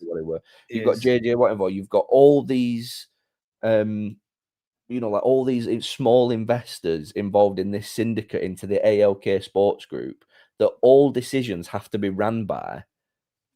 And it'll only take, it doesn't take a lot of people to stop a decision from going through. And it's evident as to why this is happening. It's probably why transfers get taken too long to get sorted out, because they come in and they go, we've got a player here who's worth that, this. and Matt Williams is too busy slagging off all the fan channels. Yeah, and then you've got that, and then you've got our own owner. Like, I know it was last season, but you've got him going, oh, we've got a chance to bring Eric Dyer in. Who's it? Like, it shows the level of incompetence we're dealing with here. We're not just dealing with people that are inexperienced in football. We're dealing with people that do not know football. There's a difference between inexperienced and not knowing it. Like, completely agree. Yeah, I'll stop ranting. Agree. I can go on all day. I can go on all night. And that's why you're here. There's currently a poll on the YouTube. If you're watching on YouTube, well, if you're watching on YouTube, because I'm not streaming on Facebook today for a change. Scott Parker, in or out? We have 8% of people who need a lobotomy because they have voted in, but obviously that means that 92% of people. But that's Matt Williams watching streaming it, and that's Sunderland fans who's watching. Static dressing room now, not doing it. And Parker's Cardi, who probably still refuses to criticise anything to do with the football club as well. Yeah. Comment here on screen though from Henry Percival, which I agree with. Find it sad how Dyche was sacked after all he'd done, yet Parker and company get a free pass. No Dyche season was ever as bad as this. And I just want to pull away from this as well. We currently have 270 people watching this stream. 270 people are watching this stream, yet we only have 104 likes. Come on, hit that like button. And while we're here, because I know there's quite a few new people who have joined it since full time, we have teamed up with Midnight. If you want to scan that QR code on your screen now, there is also a link in the description as well. If you bet £10 over on the Midnight's website, if you follow our link or if you follow the QR code, when you deposit £10 and bet your first 10, you will get £30 in free bets. If you want my advice, stick £10 in and put it all on West Ham to beat Burnley next week. But at the same time, please keep your comments coming in. There's a few people admitting that they pressed in by accident. Danny19Z says I pressed in by accident, and I saw Jack say it earlier as well. Sam Starker says asset strip the club, then they will be off on their holidays. I know we see this comment a lot, and I am the first person now these days to criticise ALK, but there's just no way they'll do that. It's not in their interests, and that's all they're bothered about. All they're bothered about is themselves, and they will not asset strip Burnley Football Club because it's not in their interest. They need to sell Burnley Football Club for a profit. So they won't asset strippers. But I understand your concern, Sam. Genuinely, I do. I understand why people are saying that. People probably missed it. Like I said earlier, there's no need to asset strip the club. The people that have invested in the club have made the money back. They're already in profit off Burnley Football Club. We are basically, all these years we've seen the Glazers get lambasted at United. We are basically in a mini microcosm of the Glazers at Man United, where we have a big hedge fund of people that have put a minimal investment into the club that's made one big pot of money. They've all now been paid back that minimum investment and a little bit more, and all the money is sat on the club. So all they have to do is just keep ticking along, and when they're ready to go, they can go. That's the reality. There's no reason they won't start stripping assets, but this is a test of their bottle now. Like, because we're in an absolute shit show. Like, we're making bad decisions on the pitch. Thankfully, to their credit, they do somewhat tend to balance the books out all right, and they do get sales made when they need to, but that's not a nice way to be living as a football club, and it's not fun for the fans. But I don't forget what we're going to say. I've sort of lost track of what we're going to say. But I do that as well. I'll save you with a comment. CJ Lottie says absolutely dire tonight. Parker should have gone in November when we were still in a fighting chance. Parker's crap tactics and ALK's ineptitude and weak-ass mentality have well and truly screwed us. Completely agree. 0.06 XG and a laughing emoji, says David Banks. 0.06 XG for the whole game. Can I just remind you, if you joined the stream within the last 20 minutes, 0.06 XG is the lowest XG in the Premier League this season. It's the lowest XG in the Premier League this season. Martin Stevenson says he sent Walker out to do the post-match interview. To be fair, the captain does sometimes come out as well. Depends where you're watching it. I am currently watching the stream still. So if Parker comes out and does an interview, or anybody comes out, I will tell you what he's saying. So you can keep watching the watch along as well. Robbo1882 says, give it Jack Cole to the X of the season.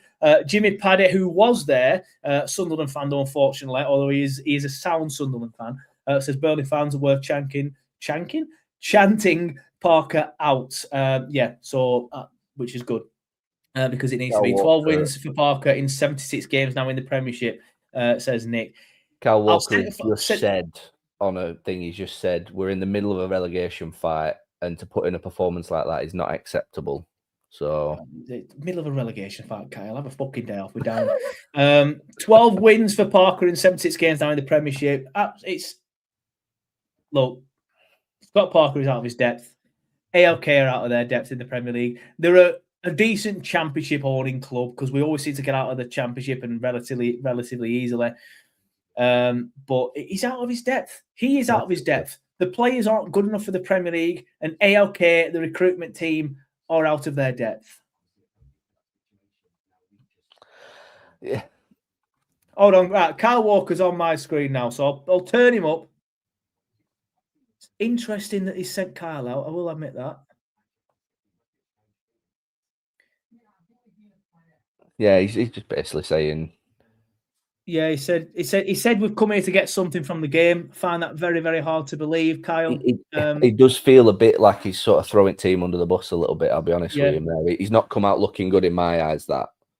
Hold on, I can't hear him.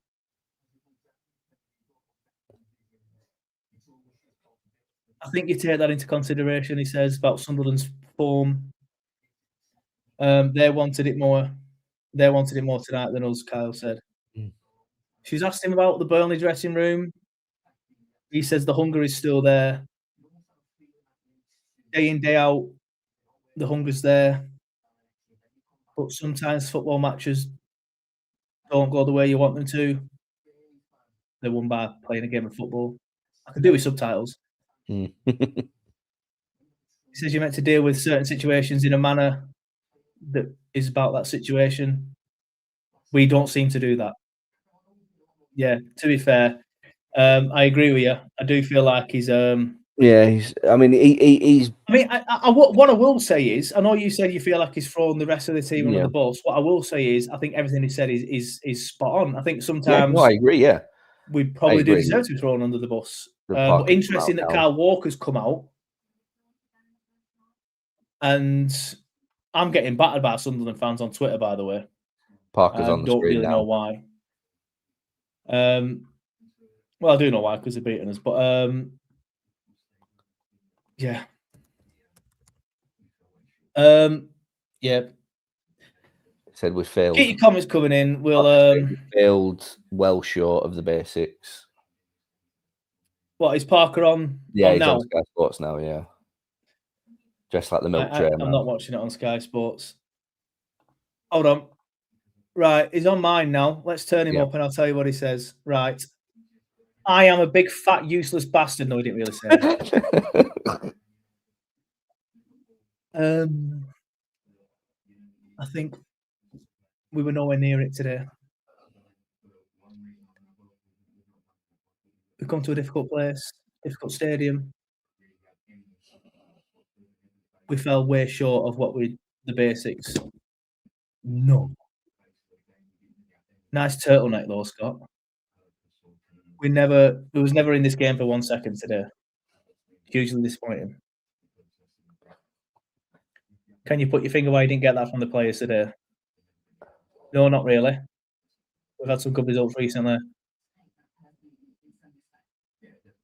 It's not easy to play against the teams we've just played against where we've had good results. Now he's going on about the good run we've just had where we haven't won a game. Tonight, for one reason or the other, we've not done that. We never had any intent about us whatsoever in any phase of our game. Defensively, we didn't do the basics. We didn't have a team with purpose. We didn't make a mark. First and foremost. If you play like that in this league, you're never going to get close to winning games. It's just.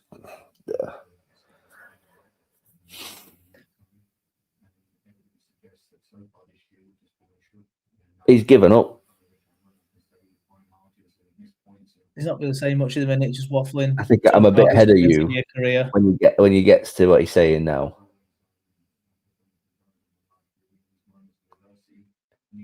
Talking about the frailty in the team. That's your fault, Scott.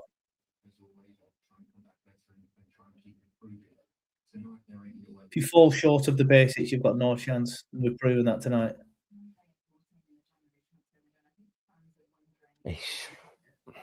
More bollocks from Scott. I've turned it off now. An utter. Yeah, he speaks about keeps saying fine margins, but he keeps saying we've fallen short, and it feels more like he's talking more about the season rather than tonight on that one. Yeah, I don't know what to say. He's just talking shit. Odin Wingers Cabby says, sounds like his Bournemouth interview after the Liverpool game. All the players' fault, not me. 24 points out of Sunderland, and we're this bad, and they are 8th. It says everything about ALK. Played football in pockets. He's obviously talking about Parker's interview. Fun fact, just check. Brian Law's win ratio as Premier League manager was 16.6%. Scott Parker's is 15.8%. Is that a full-on fact? Well, it's come from Tom Whittaker. At Burnley, or it's come from Tom Claret on Twitter, who's usually bang on the money with all his facts and stats and banter. So yeah, I'll see if I can find it and retweet. If he's already on Twitter, I don't want to be caught stealing it. No, he's there. I'm not gonna. I can't see it just yet, but that's damning in itself, isn't it? Like, if you have a worse win ratio than our worst ever Premier League manager, well, he's obviously no longer our worst ever Premier League manager. Scott Parker is the worst ever Premier League manager at Burnley Football Club right now. Fact. Yeah. I mean, he speaks like a man, though, that isn't about to lose his job. Because he knows that Alan hasn't got the bottle. Yeah, you can sort of gauge, can't you, when the manager... Alan owned all horses, and the back legs had gone, he'd just leave it in the back of the stable. He'd have the gun in the hand. He'd put it in a wheelchair. He'd have the gun in the hand, and he'd pass it to he'd ask his wife to shoot it. He wouldn't do it himself. There's no bottle. But yet you have a stallion of a horse. Maybe it's called Sean or Daisha, and it's Ginger. And then he'll happily shoot that because he didn't fucking buy it. Yeah, because that horse bit him every 5 minutes. He tried to mess with what Dash were doing. Yeah. There's a few Bournemouth fans in the chat somehow all of a sudden, obviously all feeling very sorry for us or laughing at us. I don't know which one it is. Paul Langford, who's obviously a Bournemouth fan, you can tell with the last emoji, says, I feel your pain, guys. It's psychological warfare sitting through Parker Ball. The difference between us and you is you sacked him. You could see that. I mean, our fans can see it, but our incompetent chairman cannot, unfortunately. Sam McNeil says, up the cherries.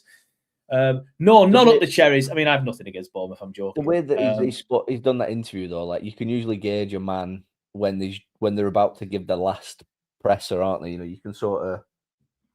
you can tell when they look like they know they're going to get potted in the next 48 hours, and he didn't look like that. I'll be honest with you. Like he just gave another Parker speech of, regroup, fine margins. We've fallen short. We've done. He's just driven out the same stuff that he said in October at the start of this run, and yet here we are in February, 101 days later, having still not won a game of football in a division that Parker technically it's not 101 until the morning. Well, yeah, it's going to be more than 100 at least. It's going to be at least 105 in a division that he then keeps telling us that we're gonna do well in. We're gonna fight. We're gonna do that. He keeps telling. He keeps trying to gaslight us to believe that the players he's got at his disposal and his tactics are gonna get us results, and they've not. And the lads, they're hungry for it. But yet here we are, 100 days later, still looking for a positive result. And yet the only club in the country where this will be acceptable is Burnley Football Club. Jeff does say Fulham and Bournemouth warned us. They did. They warned us. Odin Wingers Cabby says, is Parker Ball as bad as Cotterill Ball? I think it may be. I don't know about that because that was dreadful. This season's been awful, but let's not forget Cotterill was awful in the Championship. That wasn't great. We do need to. I can't do this again next season. Like some people keep sitting there and saying to me, yeah, but he's the best person to get you out of the championship again. He's already got 3 promotions. Like, I don't want to sit through this again. No. And then what we're going to do when we get promoted again, if we get promoted again on the Parker. But saying that hypothetical situation, you stick by Parker because he's the best person to get you out of the championship. We finish top of the league or second in the league again, or win the playoffs like Fulham did or Bournemouth did. I can't remember which one of them won the playoffs. What do we do then? Sack him at the start of the season because he's proven once again that he's not good enough to be in the Premier League. But that argument's like sort of redundant because Parker has got a good record in getting teams out, but Company had no record in getting teams out of the Championship. But Burnley Football Club, as a size of club, like I said earlier on in the stream, getting out of the Championship is the par. Like, it is the absolute baseline of where we should be as a football club. So I think more often than not, any manager you put in at that level will probably get Burnley out of the Championship, just because we do have inflated resources over most in that league. And yes, but if we go down with West Ham and Wolves, it's not like we're getting relegated with Luton and Sheffield United this problem time. Now, because you look at the teams that are in the Championship that aren't going to get out of the Championship as well. You know, you're going to have Leicester, you're going to have Sheffield United, you're going to have Southampton, you're going to have Ipswich potentially still down there. You know, you've got some and then you add Burnley, West Ham, Wolves. You've now got 7 teams fighting for 2 spots. So the odds are already against you. Yeah. Before we've not even got relegated yet, and we're already probably, you know, the odds are already against us, and yeah. Wrexham will have millions too, says Fly over Fred. The Prem is crap anyway. I mean, it's only crap because we're crap in the Prem. The Prem... Them 6 years we had under Dash where we were pissing teams off left, right and centre were amazing. Yeah, you only get 1 punt at it or you're knackered, says Alan Wingers. Cavid. Birmingham as well, says Mr. Biscuit. So it's going to be a tough league next season. And we will go down and have more resources than most. That definitely, of course we will. We're going to have even Birmingham and Wrexham. I think ultimately with the Premier League money, with our owners aren't as rich as theirs. I'll fully admit that. However, not everybody just constantly throws money into it.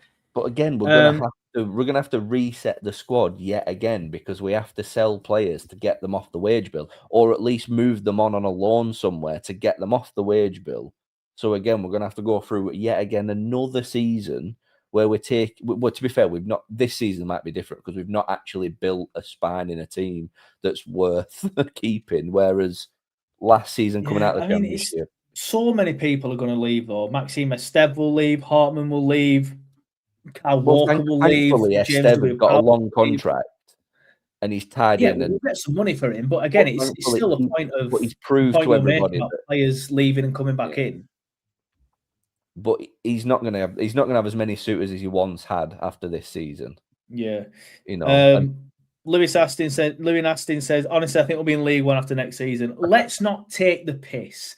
Like, things are bad, but Jesus, we're not going to do a Luton or a Sunderland. It's not called a Sunderland anymore, is it? It's called a Luton now. Yeah. It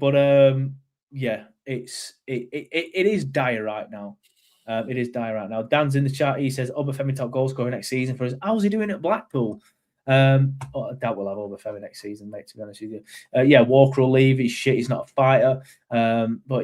Steve has been horrific this season, as Nathan has just said, and I agree with you, Jordan, as well. Like, he was shite again tonight. I won't say he was at fault for the first goal, but where the fuck was he for the first goal? Yeah, I think he's been let down by everything around him. I think he's been let down by not putting an experienced centre-back alongside him. You cannot go through this season being so backs against the wall like Parker wants us to be without a competent centre-half that knows the game inside out. You know, and we seem to be doing that game in, game out, and we've got, you know, Esteve. He's doing 3 people's jobs now. Like I said earlier, what did we 15 minutes in, we said Steve's having to step into midfield and defend. He's having to make up for the lost ground that Tuanzebe's not filling. You know, he's having to do his own job. You know, he's just being run out of the place, and he's getting. You know, he's coming out looking worse for it, even though it's probably, you know, he's probably over egging his performances, you know what I mean, to try and make up for the issues elsewhere. Yeah. Nick says Esteve was bullied by Brobby tonight. He absolutely was. And he's been bullied far too many times in the Premier League this season. But when he comes up against a striker like that, who's like an absolute beast, he always struggles. And he struggled in so many games this season. Burnley need Tendai Doriquez. Oh, yeah, that's a name I hadn't heard for a while. Matthew Corbett says Esteve is shit. People talk about him and being one of the best CBs that we've ever had at the club this year. He's been miles off it. I've seen better defending in the under sevens. He has been poor this season. I will fully admit that. And I did think a lot of the talk about him being better than James Tarkowski and Ben Mee, for example, was very premature. But he was a very, very, very, very, very good player last season. I just feel like he's another one that's just a little bit out of his depth in the Premier. He's potentially another Josh Brown, or like very, very good in the Championship, but not good enough, unfortunately, for the Premier League. This is the problem as well with these sort of longer contracts we sign players to. It's better for, the amortization and moving money around on a spreadsheet to make sure you hit certain criteria. But, these long-term contracts and investments can backfire. You can end up with a player that's unhappy that isn't performing and you can't sell on because it's so, they're so tied into a contract and, and it's Sky just caught my eye. They've brought all this Finalysis bollocks onto the TV now, and while that catches right, we'll have a quick look at the stats again. So expected goals 0.05 according to Flash Score. Now XG is subjective, and some people it's all based on how certain people decide how good a certain chance is. But Flash Score have gone with 0.05, which is even more damning than the 0.06. So it is the worst that the Premier League has seen this season. We did outpossession Sunderland, though. However, let's not forget that they were 2-0 up very early on and then just let us have the ball. We had 5 shots to their 14. So even with more possession, we had nearly 3 times less shots, fewer is the word, shots than them. Out of their 14 shots, they managed 5 on target. We managed a big fat 0, which isn't the first time this season. We had 0 big chances to their 3, which isn't the first time this season. We had more corner kicks than them, and we had more successful passes than them, and more attempted passes than them, and a higher successful pass rate than them. However, we did have 4 yellow cards to their 1. We were well and truly battered. How in-depth are them stats? Can you see how many times we touched the ball inside Sunderland's box? Shots inside the box 2, shots hit the woodwork, attack, corner kicks, touches inside the opposition box 25 for Sunderland, if you can see there, 8 for Burnley. We had 8 touches inside their box. Offside twice. Lyle Foster both times, probably. I can't remember. No, one of them were Anthony from a fucking corner.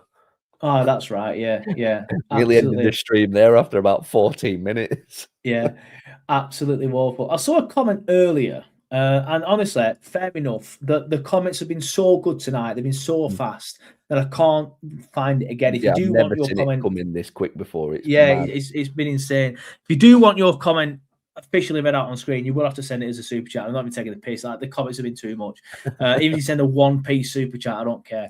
But it did say, like, who do you think will still be here next season when you look at our starting 11? So let's have a look at the starting 11. This will probably be one of the last things that we do.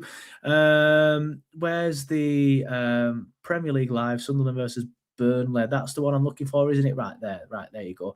Right, so that's Burnley starting 11 tonight. Martin Dubravka in goal. I think he will still be here. Yeah, because he's too old. Did we sign him on a 1-year contract or a 2? I don't know. It's 1, but it'll get renewed to 2, I'd imagine, unless he decides otherwise. We'll see. He might want to go into Europe then. But I still think Kyle Walker, he goes. I can't see him saying Tuan Zebe. I think he stays only because we won't be able to get rid of him. Yeah. Whether it'll be good enough or not for the Championship, it should be good enough for the Championship. Maxime Esteve, I think, goes. Humphreys, potentially, yes, but I'm not 100% certain. Humphreys will be one of them that goes on loan somewhere. Yeah, maybe. If they keep the asset. Perez, yeah, maybe. Perez, I can't. Yeah, probably, I can't see someone coming in for Perez. Big Les.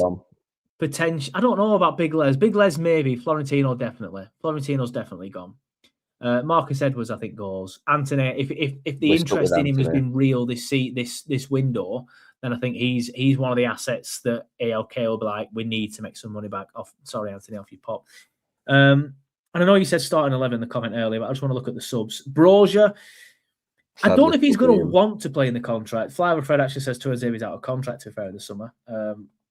Wasn't aware of that, to be fair. But who's going to come in for Brozier? I'm not sure. Jakob Brun Larsen, I don't know how long we signed him for, but I can't see anyone coming for him. Fleming, I think, will stay. I don't think he's Premier League quality, so I don't think someone's going to come in for him. Josh Lorenz, definitely not Premier League quality, so I don't think someone comes in for him. Hannibal Medjby's a weird one. I think he will want to leave. I think he'll want to leave, but I don't think he'll get to leave. And it might be one of them that he ends up in like Fenerbahce or something on loan for the season, or like Başakşehir for the season. Fair enough. Flyver Fred reckons that Lorenz out of contract too in the summer. So this has gone very well, Anthony, the football club. Tuna, I think, stays. Ward Prowse obviously goes. Max Weiss and Warren, I think, both go. Yeah, I think Weiss will be here next season.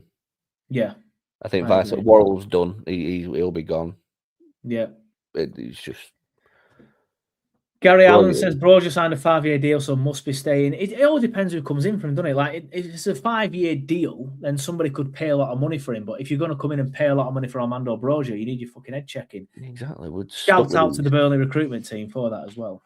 But this is the argument that I was saying about the 5-year deals. Like, they're good financially on a spreadsheet because, like, Brozier comes in at 18 million. We can then spread that 18 million across 5 years.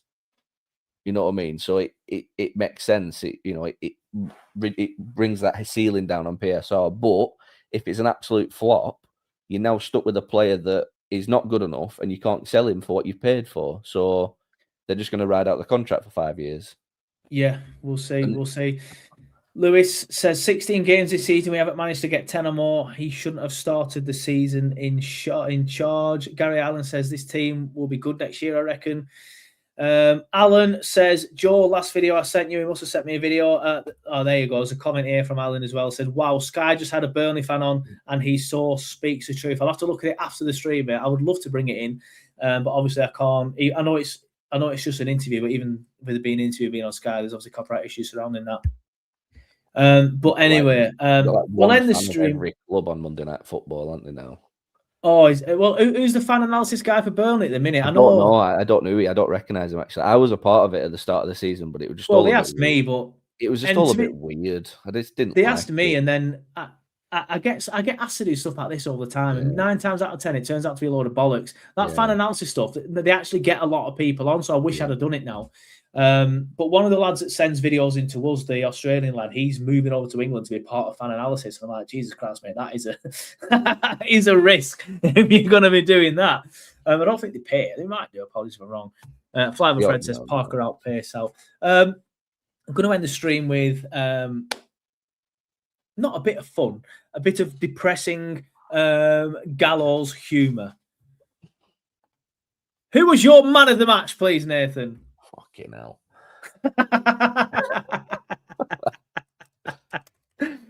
Any comments from anybody who thinks anybody deserves the man of the match? I don't actually know.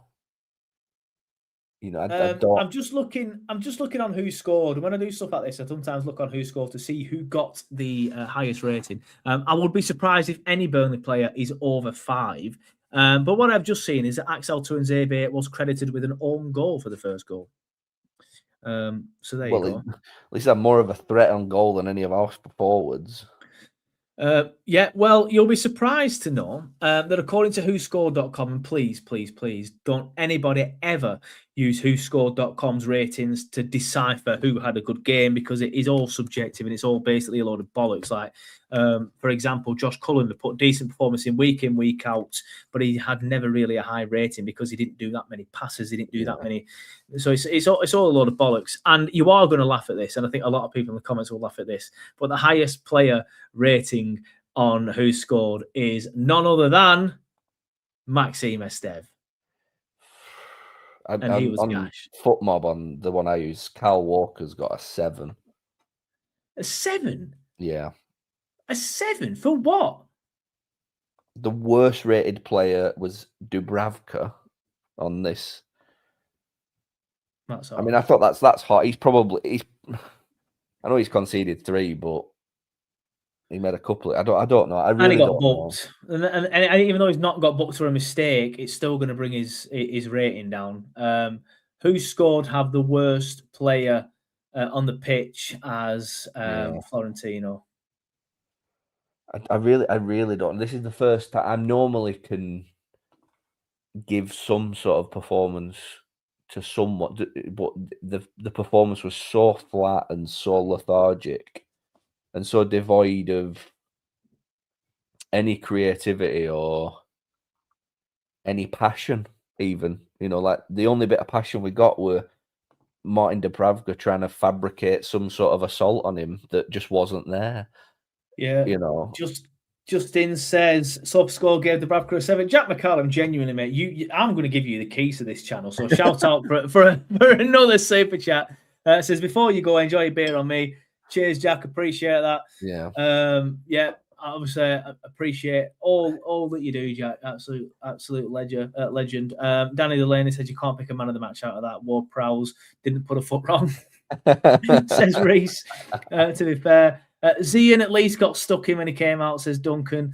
Flavor Fred just going on about pace. Completely agree with everything you're saying, mate. Mr. Biscuits is playing with the emojis. They only look good on YouTube, mate. They don't look good on our stream. But I'm sure everyone watching on YouTube can see all your beautiful emojis. Just before I do end the stream, I just want to remind everyone that we do have a vote up on the channel at the minute on YouTube. It's been going for 32 minutes. There's been 237 votes for Scott Parker in or out. There are 17% of either idiots or fans of other clubs in the chat, because 17% do say Parker in, but a whopping 83% say Parker out. However, I just want to quickly caveat that by saying I have a poll on Twitter at the minute that says, will Scott Parker be sacked tonight? 80% have said no. 80% have said no. Nobody has any faith whatsoever in this board. That's the saddest reality of it now, is even the Parker out brigade have given up because they know it's not going to come to anything. And even the Parker in brigade are now Parker out. So they're in that delusion loop of, we think he's going to get sacked, but all the Parker out lot have given up because we know he's not going to get sacked. So I think for the man of the match, I think I'll just give it Josh Laurent, just because he's a nice guy. We were on the video the other day with well done, Josh Laurent. You got the man of the match for being a decent guy. Yeah, he was. They were going to a school, and he just like a good egg, like just giving the kids good advice. So you can have man of the match for going to a primary school in Rosendale earlier on it week. Yeah, or the other week. Yeah, well, there you go. We're pushing 3 hours now. It is 11:15. I've had several text messages off the missus asking me what I'm doing, so I need to give her a ring. I need to end the stream. However, if, like Muzz, you want to know how do you rewatch if you join late? Well, first of all, the first stream, the watch along was only one stream, but the watch along will stay on YouTube in its entirety. If for whatever reason you want to put yourself through that again, I'm not sure why any Burnley fan would. Any Blackburn fans might want to rewatch it again. Any Sunderland fans might do. Maybe even Preston fans might enjoy it. You can do that. I will also be clipping up the full-time show bit and putting it on YouTube again as its own standalone video. And I will then also be putting it on all the usual podcast platforms. But Nathan, is there anything you want to say before we wrap it up? The comments are still coming in. I've still got 200 people watching, so it just feels weird to end it now. However, I'm busting for a piss. It's nearly 11 o'clock, and I've got to go to bed. No, you know what? It was a bit of a last-minute sort of thing, and I didn't think anyone would bother watching it because people aren't even bothering watching football, Burnley team at the minute. So I appreciate everyone coming on and having a do, because it made it more enjoyable for me to do this. Enjoyable is not the word I would use with everybody else. Yeah, we won't do one for the West Ham game because we'll be there. But we are playing, I think it's Palace on a Wednesday night away soon. I'm not going down to London on a Wednesday night. No. I'd rather be shot in the face than go and watch Burnley on a Wednesday night at Crystal Palace. So we could do it again for the Palace game. But Robbo 1882 says, cheers, guys. Danny Delaney says, thanks, lads. Robbo, I've already put that one on screen. Flavor Fred says, nice one, lads. Up the TurfCast. Up the flyover, Fred.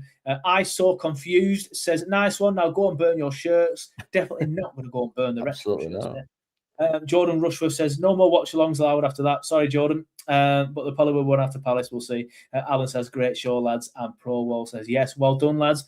up the Clarets. Well, that is a great way to end it there. And in fact, you know what? I'm going to give the last word on the stream to a legend of TurfCast, Jack McCallum, who says you probably will be if you're going down to London. Well, I'm going down to London is obviously on about being shot in the face, but I will be going down to London for the Chelsea game. Why I've done that, I don't know. I'll tell you why I've done it. My little boy, he's always said he wants to go to Stamford Bridge. I don't know why. He plays with Chelsea on FIFA, and he always said he wants to go to Stamford Bridge. So I just thought I will buy him tickets to see that. But again, Jack McCallum going to say, top show, lads. Well, no, it says top show. See you later, lads. Yes, we will be back. Hopefully with an interview with the next Claret this week that I was supposed to do on Sunday, but they let me down. No, Saturday was it? Yes, no, I think it was Thursday. But anyway, they let me down. So I'm going to try and reorganize that for this week. If we don't see that before that, I will be doing the fan reaction and the 60-second review within the next hour after I have a pee. And this will be put up as well. And then obviously we will be live, not live, doing a pre-game show ahead of the West Ham game on Saturday. But thanks everybody for watching. Thanks everybody for listening. Thank you to Nathan for sitting with me for 3 hours and helping me get through that. Joe. And we will see you next time. Goodbye. Goodbye.